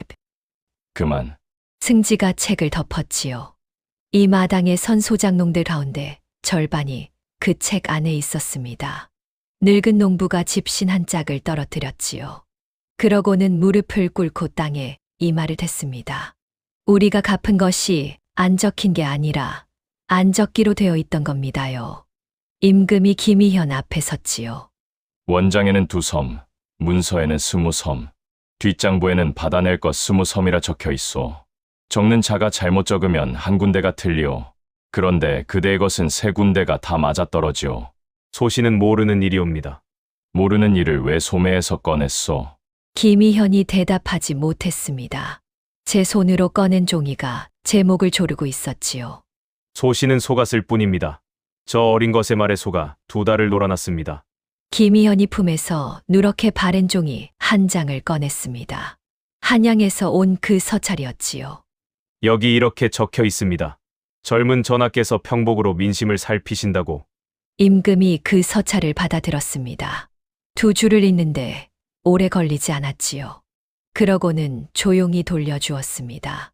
여기에는 젊은 전하라고만 적혀 있소. 그러니 소신이 이 사람이라고는 어디에도 적혀 있지 않소. 그 넉자를 이 사람 얼굴에 갖다 붙인 것은 그대요. 그대가 속은 것은 맞소. 그러시면 그런데 그대를 속인 자는 아무도 없소. 임금이 마당을 둘러보았습니다. 이 사람은 2달 동안 23번 아니라 했소. 그대가 그것을 23번 다르게 들었을 뿐이오. 사람이 제 눈으로 남을 보지 않고 제 셈으로 남을 보면 앞에 선 이가 임금으로도 보이고 죄인으로도 보이는 법이오. 김희현이 무너졌지요. 이마를 흙에 대고 어깨를 떨었지요. 그런데 그 떨림은 미우침이 아니었습니다. 만석 살림이 손가락 사이로 빠져나가는 소리를 들은 자의 떨림이었지요. 판결은 그날 해가 지기 전에 내려졌습니다. 임금이 명하기를 김희현은 문서를 위조하고 남의 전답을 빼앗은 죄로 가산을 모두 몰수하고 남쪽 섬으로 유배하라 하였습니다. 윤상원은 위조를 직접 행한 죄로 관하에 압송되었지요. 김희현이 대문을 나서던 날 구경꾼이 담을 따라 늘어섰지요. 아무도 절을 하지 않았습니다. 몰수된 전답은 원래 주인들에게 돌아갔습니다. 뒷장부에 이름이 적힌 29집이 논문서를 받아갔지요. 집신 한 짝을 들고 다니던 늙은 농부는 문서를 받아 들고 한참을 울었습니다. 영감님, 이제 그 집신 좀 버리시오. 이건 우리 아버지가 논에서 신던 거요. 정월 스무날 임금이 득철을 불렀지요. 그대에게 벼슬을 내리려 하오. 받을 수 없습니다. 저는 아무것도 한 일이 없습니다.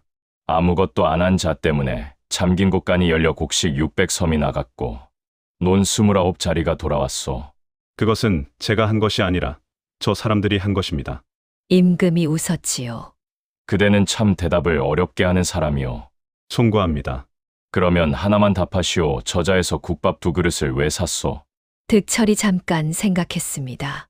굶고 있었습니다. 그것뿐이오. 그것뿐입니다. 임금이 고개를 끄덕였지요. 되었소. 가시오. 예분이는 그 뒤로 최서방댁 아들을 따라 서당담 밑에 앉아 글자를 배우기 시작했습니다. 대감의 부인은 세간을 다 내놓고 친정이 있는 아랫역으로 돌아갔지요.